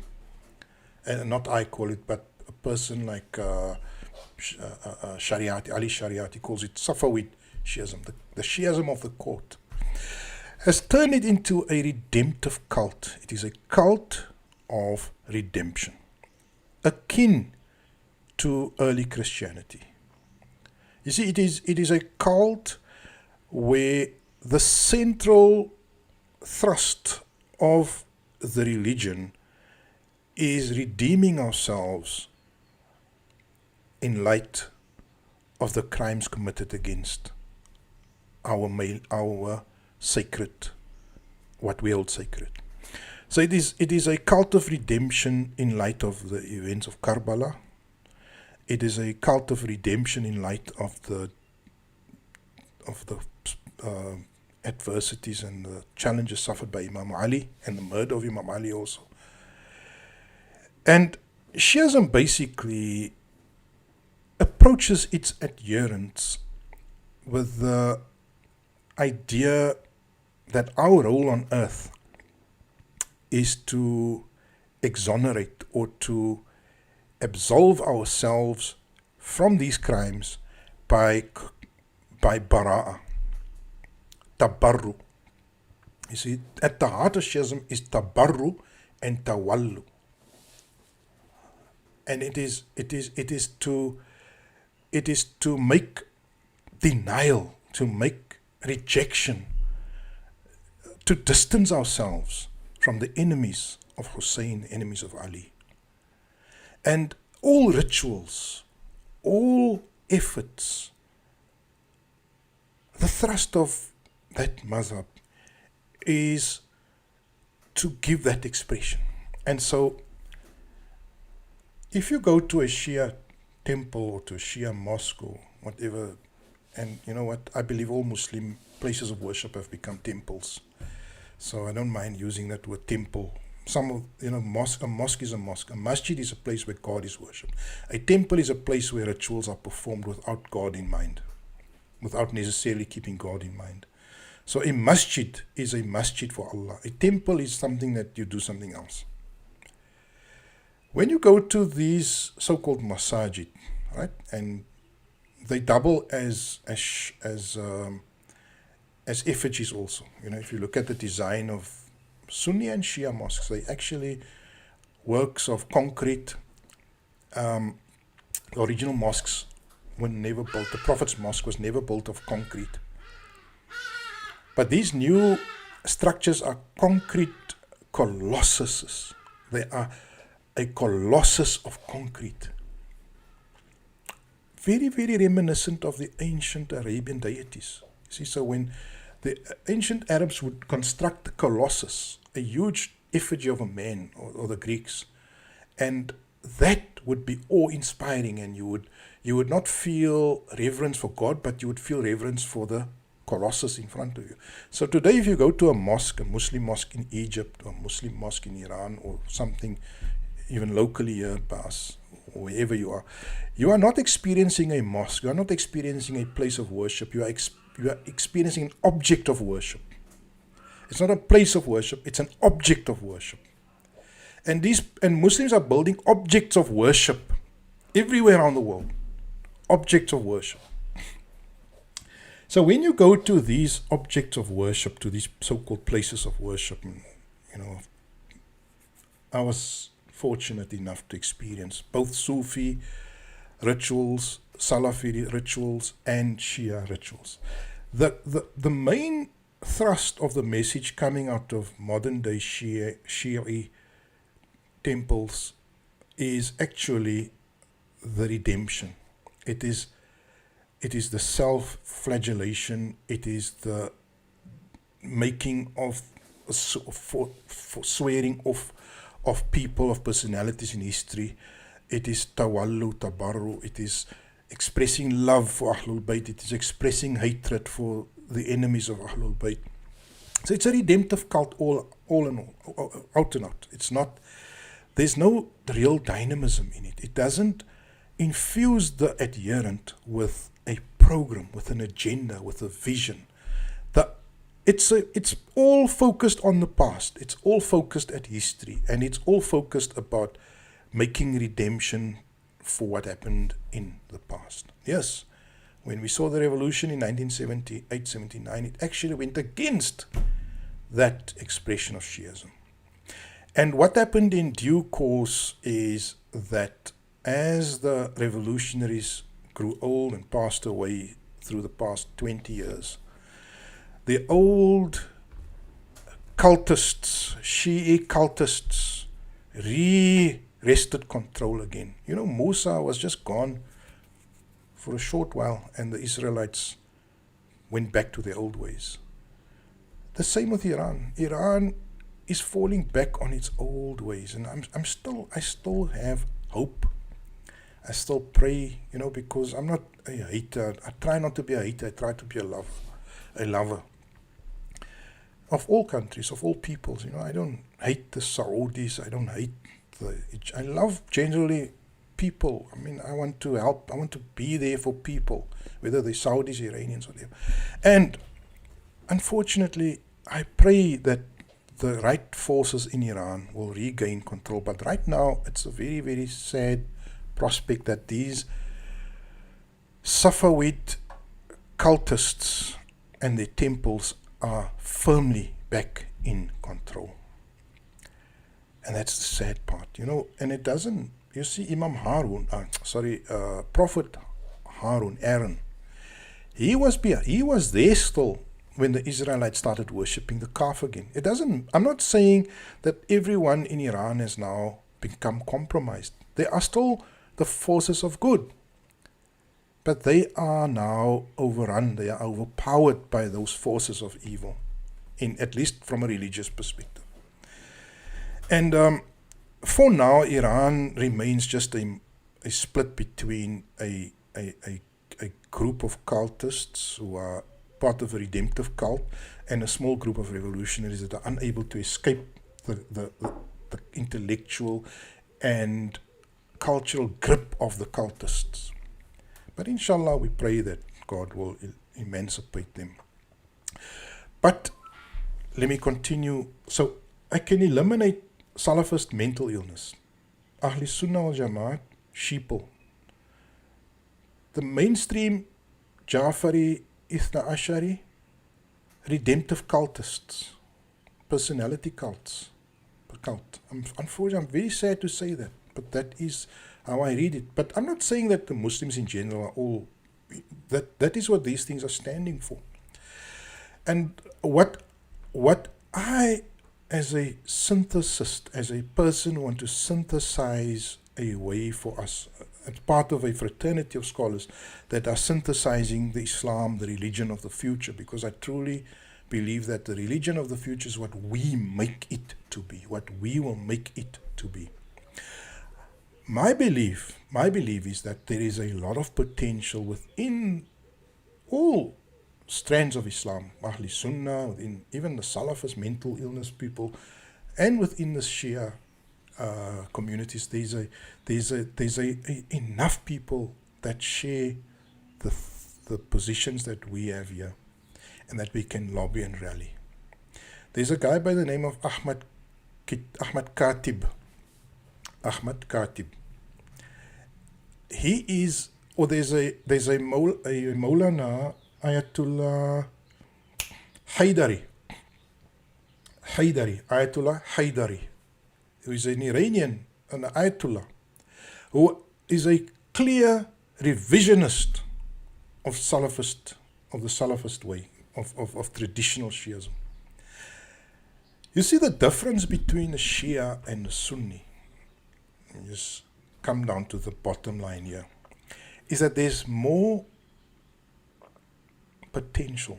There is less aversion, there is less obstacles from the Shia relinquishing or abandoning falsely constructed beliefs than the Sunni. The Sunni is much more attached to its false beliefs. You see, the Shia, like has been shown in 1978, are prepared to suspend its belief in all the nonsense. They don't have that powerful attachment to their false beliefs. They have the potential to suspend their false beliefs. Why? Because they don't have this concept of the Salafus Salih. They don't have this concept of Sahih, Sitta, of the pious 6 books. The Shias don't have that. They only have the Ayatollahs. They are not attached to books. They are attached to priests, to the Ayatollahs. They don't count their books so much. The Shia has the Kutubul Arba, which is by Sheikh Mufid, Kulaini, the other two, I can't get to their names. But they have the Kutubul Arba, which is the same as the Sihah Sita, as the 6 hadith books of the Sunni. But they don't view those books as Sahih, as Sihah. Right? They don't. Kulaini's book, Al-Kafi, is viewed with complete and utter cynicism, or with suspicion. Nobody says that everything that is in Al-Kafi is correct. In fact, Shia scholars commonly have the view that 80% of what is in Al-Kafi is just nonsense. It's fabricated nonsense. So what I'm saying is that, you see, the level of shirk in the Sunni mind is more powerful. The Sunni mind is more attached to its false gods. It is more married to its false gods, its Abu Hurairas, its Muawiyas, its hadith books, its Bukharis, its Shafi'is. There's no similar thing in Shia madhab to Shafi'i. There's no similar thing in the Shia tradition than Abu Huraira. You see, they don't have an Abu Huraira. They have a Zurara, yes. There's a guy called Zurara bin A'yun who's a massive narrator of hadith. But Zurara is not protected like Abu Huraira. So the Shia people, what I think they are ahead of the Sunni is that they don't have such a firm attachment to their false gods, and that it would be easier to shake off the nonsense there. Like, for example, if you look at the salawat, both Shia and Sunni believe that there's five salahs, which doesn't get corroboration in the Qur'an in any way. There's no 5 prayers all times at any place or anything in the Qur'an. It's a purely hadith concept, 5 salahs. It's Abu Huraira concept. But the Shias also have that 5 salah concept. I don't know where they get it, because it's not even in the books. It's not in the Qur'an.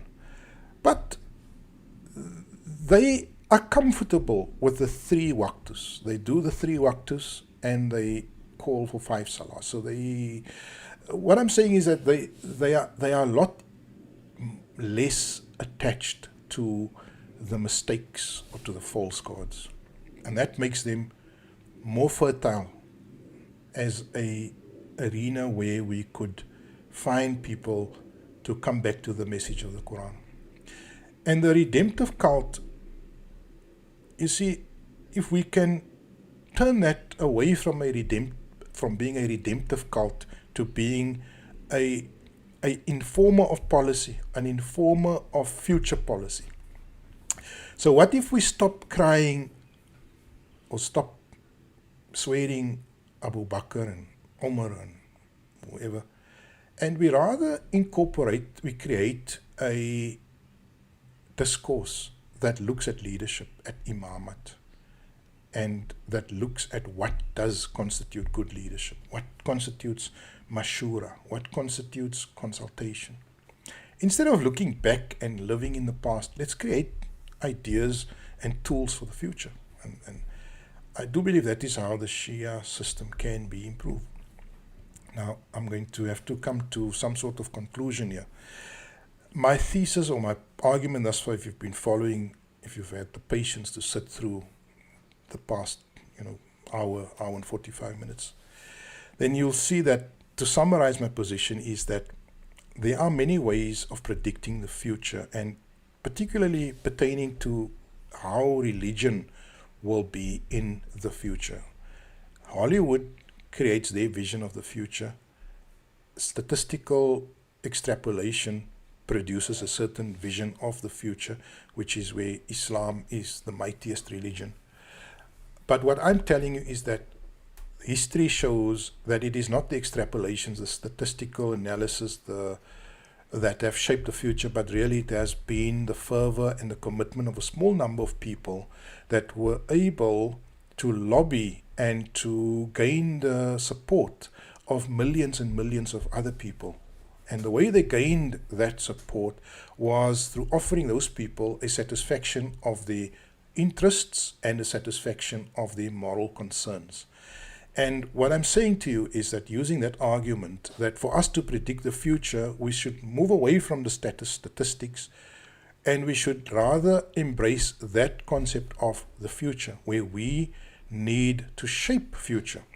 And then, taking it further, I looked at the various expressions of Islam, the Ahle Sunnah wal Jama'at, the Ithna Ashari, the Shia expression of Islam, the Salafist expression of Islam, and basically showing you that none of those expressions offers a workable vision or a workable expression of Islam that could go and find appeal, which could gain mass appeal within the future.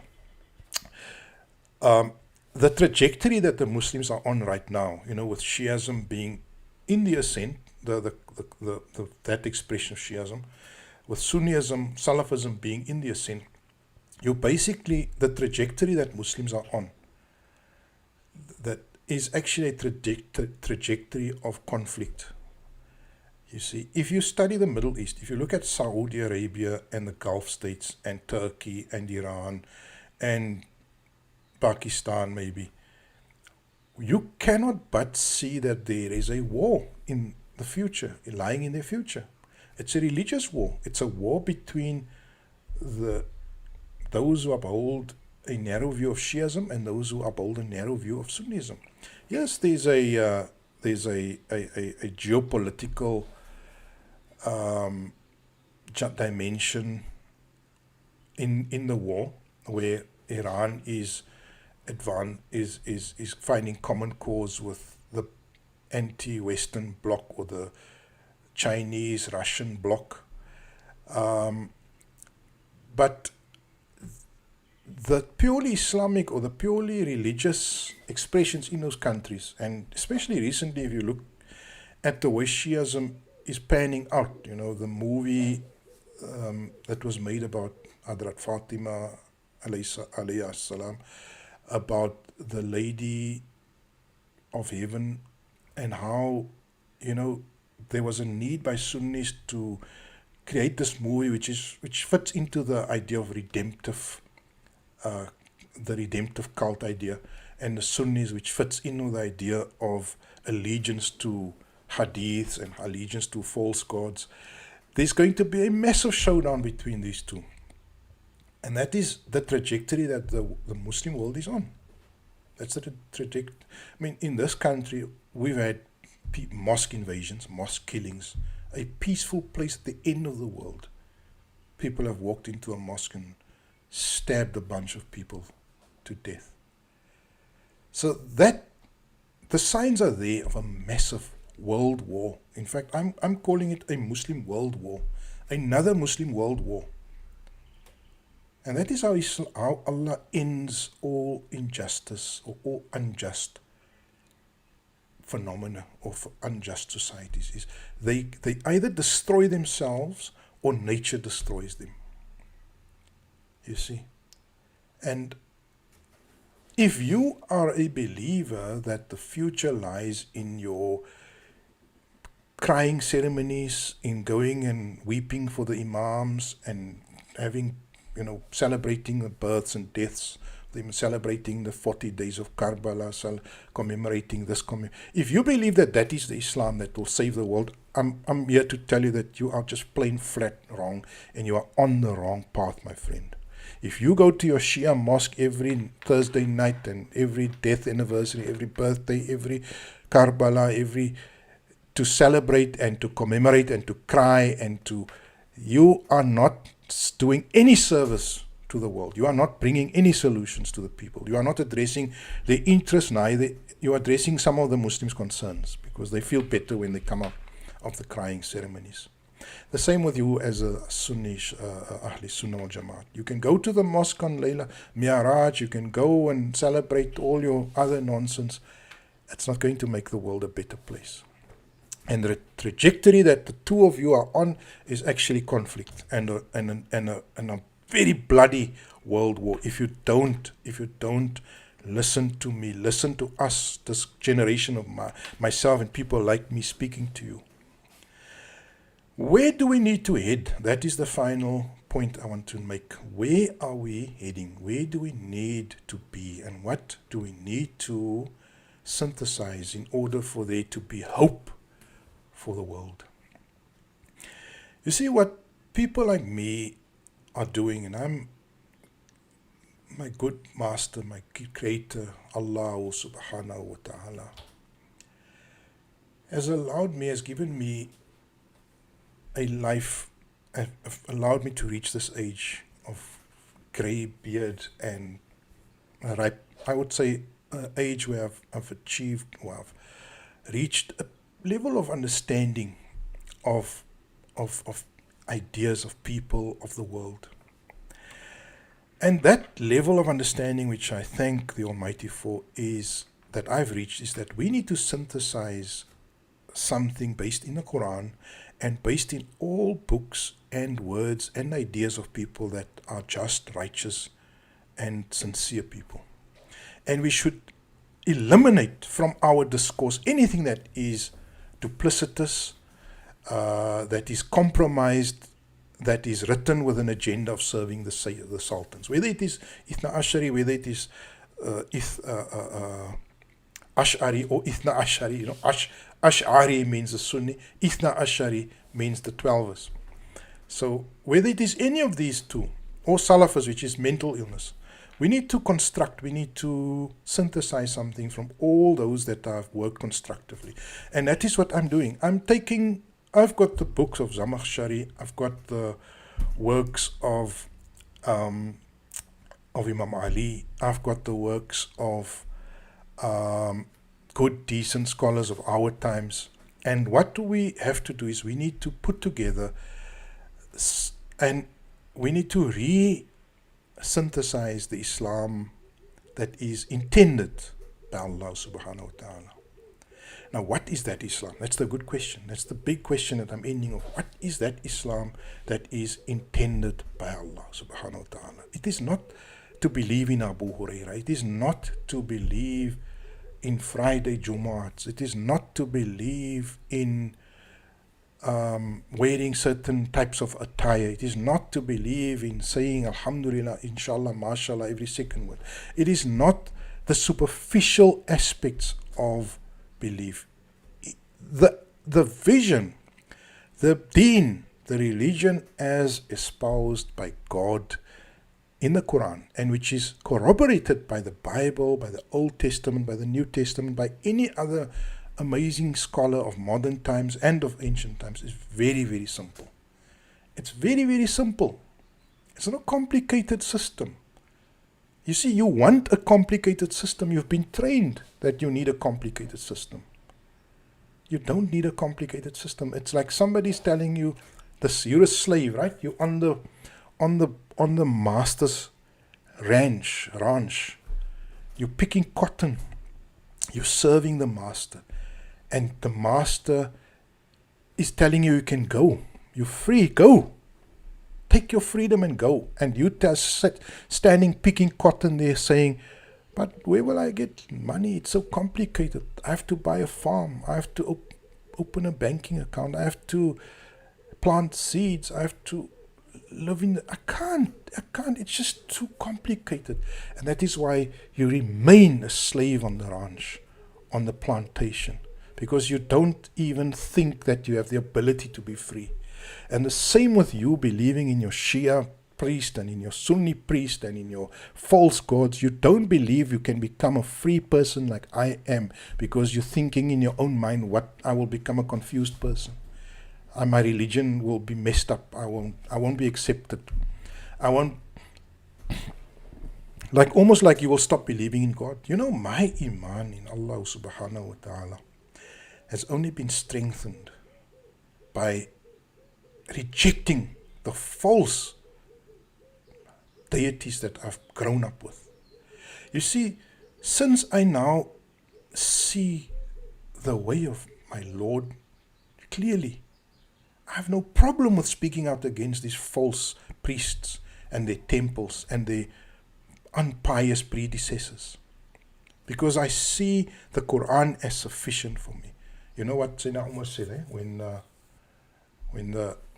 the Prophet passed away, Adrat Umar, the second caliph, when the Prophet passed away, he said, Abu Bakr, I think, said, Hasbunal Quran. The golden words, Hasbunal Quran. You see, if only Muslims can accept one thing about these people that they held in such high esteem, and that is Hasbunal Quran, the words of Abu Bakr, I believe. Hasbunal Quran. The Prophet has died. With him has died all his actions. Nobody can recreate his actions. There were no video cameras. Anyone that tries to say the Prophet did so or so, there's a chance of him being wrong.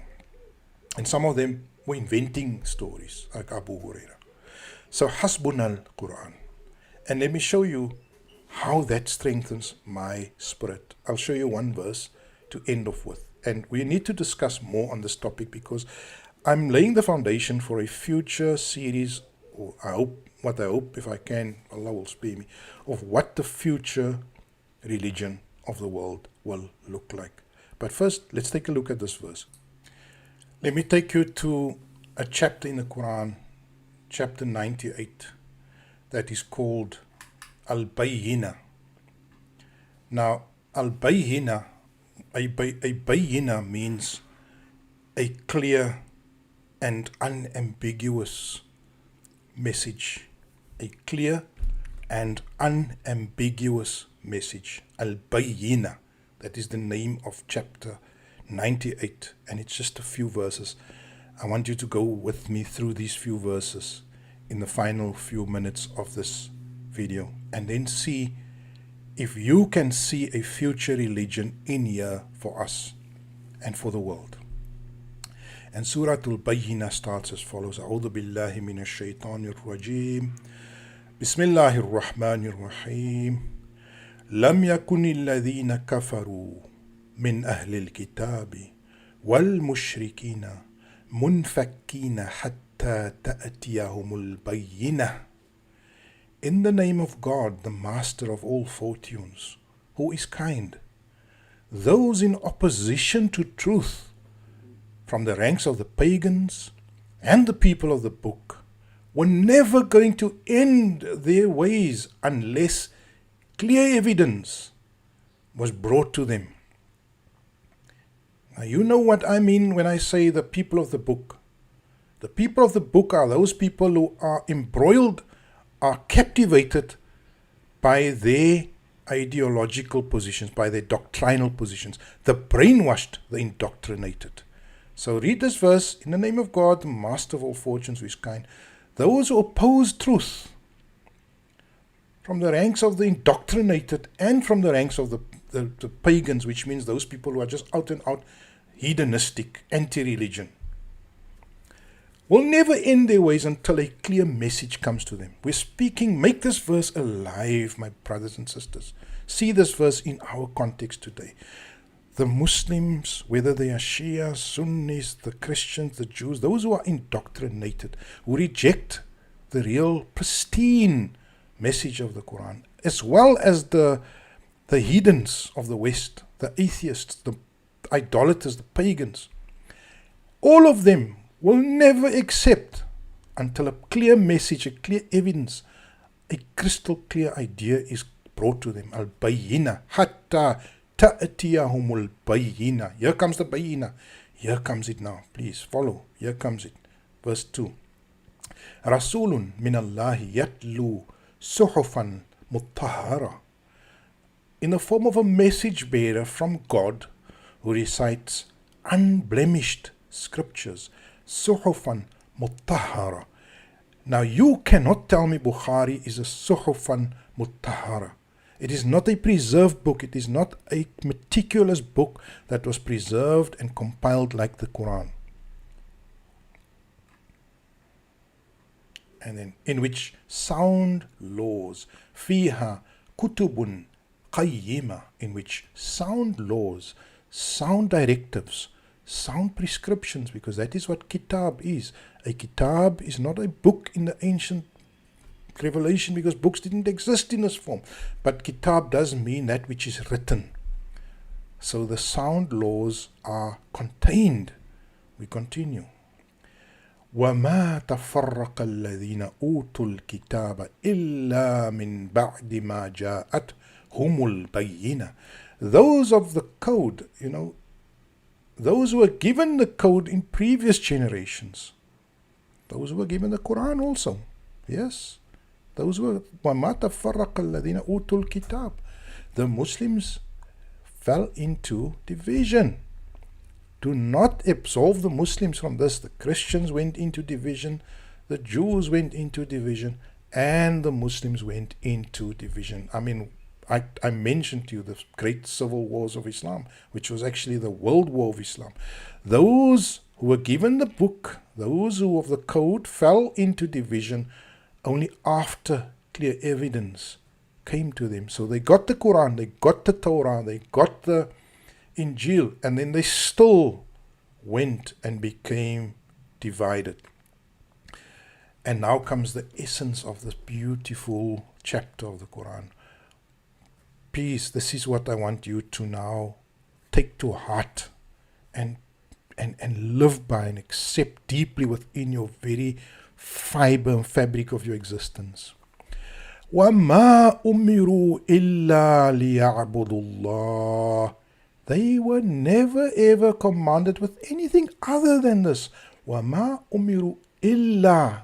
وَمَا أُمِرُوا إِلَّا. Ask any Arab, what does that mean? They were not commanded with anything besides this. وَمَا أُمِرُوا إِلَّا. When Allah says this, we don't stop taking what Allah says and then adding a pinch of salt to it. When God says they were commanded with nothing more than this, then it is nothing more than this. Then anything you add now is not God, is you. So we need to see what is God saying. They were not commanded with anything but the following. وَمَا أُمِرُوا إِلَّا لِيَعْبُدُوا اللَّهَ مُخْلِصِينَ لَهُ الدِّينَ حُنَفَاءَ وَيُقِيمُوا الصَّلَاةَ وَيُؤْتُوا الزَّكَاةَ وَذَلِكَ دِينُ الْقَيِّمَةِ. In one line, we are told what is this way that God approves of. And that line reads as follows: they were not commanded with anything other than to be devoted to God with sincerity, rendering unto Him the belief system. Uncomplicated monotheists, upholding spiritual and social engagement and promoting moral refinement. Such then is the upright life choice. Such is the religion. ذَلِكَ دِينُ الْقَيِّمَةِ. My brothers and sisters, this is the culmination of 2 hours that I've spoken to you. The religion of the future is not Sunnism. The religion of the future is not Ja'fari Shi'ism. The religion of the future is not Christianity, Judaism. It is not Salafism. This is the religion of the future, which we must create, which we have to create. وَمَا أُمِرُوا. They were not commanded with anything other than to be devoted to God with sincerity. We are the people who want to tell the world that we are calling for you to become devoted to God, to shape your lives, to accept that there is a God, and to devote yourselves to that God, to render unto Him all beliefs, all systems, all structures in society. Lahud Deen. Deen means the system by which you conduct yourself in society. Shape it in accordance with Him, God. Uncomplicated monotheist, Hunafa. A Hanif is a person who upholds God without any frills, without any unnecessary false rituals. It is a believer in God, plain and simple. Upholding وَيُقِيمُ as-salat, upholding spiritual and social engagement and promoting moral refinement. And of course, I'm taking the word salah and I'm taking the word zakah out of the hands of the sultans, of the kings, of the slaves of the kings, of the scholars for dollars who have corrupted your idea of what salah is, making it a mindless, caught-up prayer. Yes, I believe you must pray, but that's not all that salah is. So, dhikr is an important aspect of salah. And dhikr is what you do when you sit on your musalla and you worship and you pray and you celebrate God. That is salah in its dhikr form.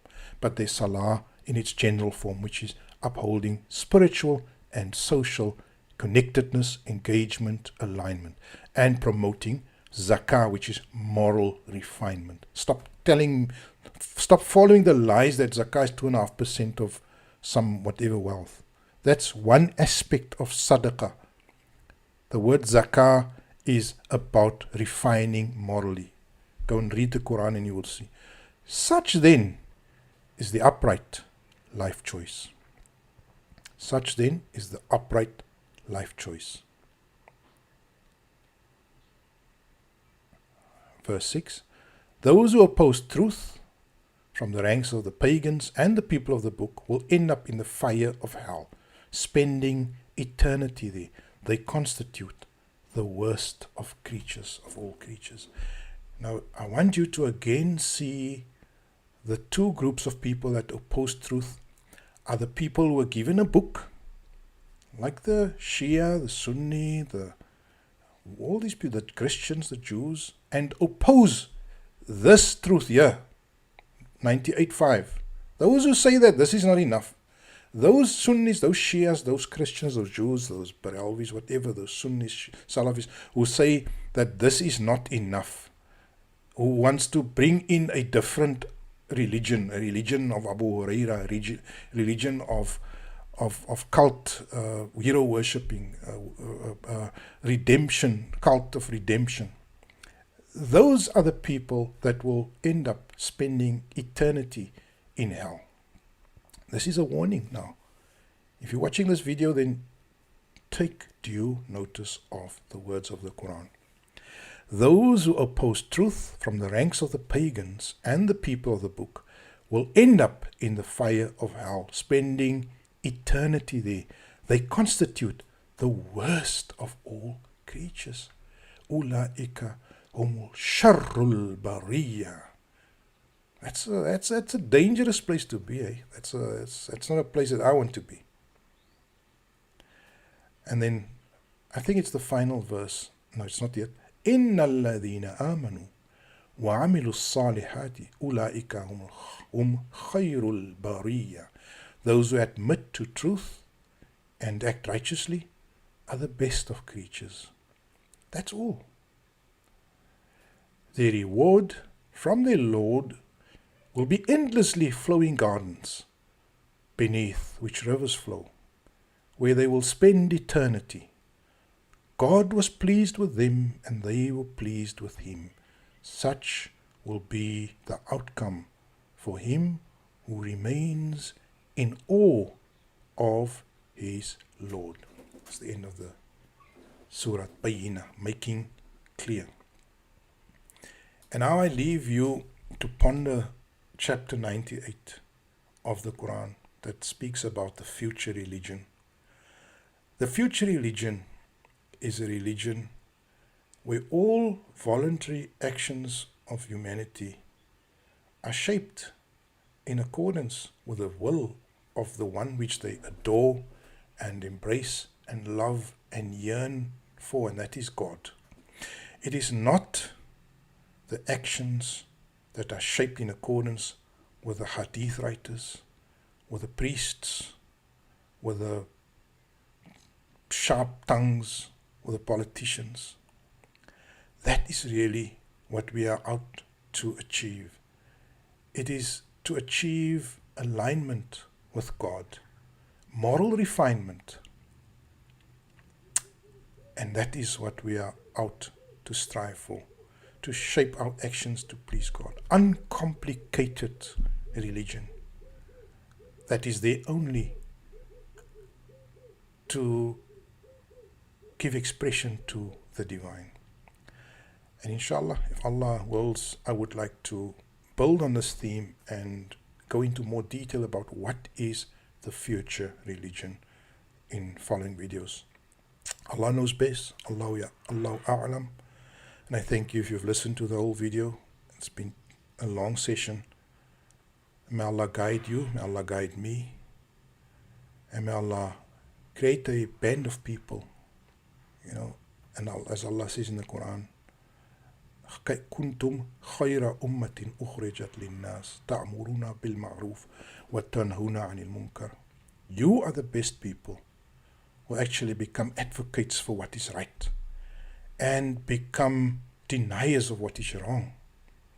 Right? Become advocates for what is right and become deniers or obstructors of what is wrong and evil.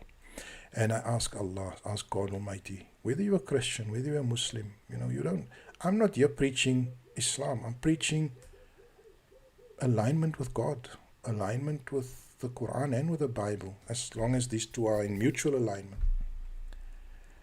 And that is the religion of the future, inshallah. Walhamdulillahi Rabbil Alameen.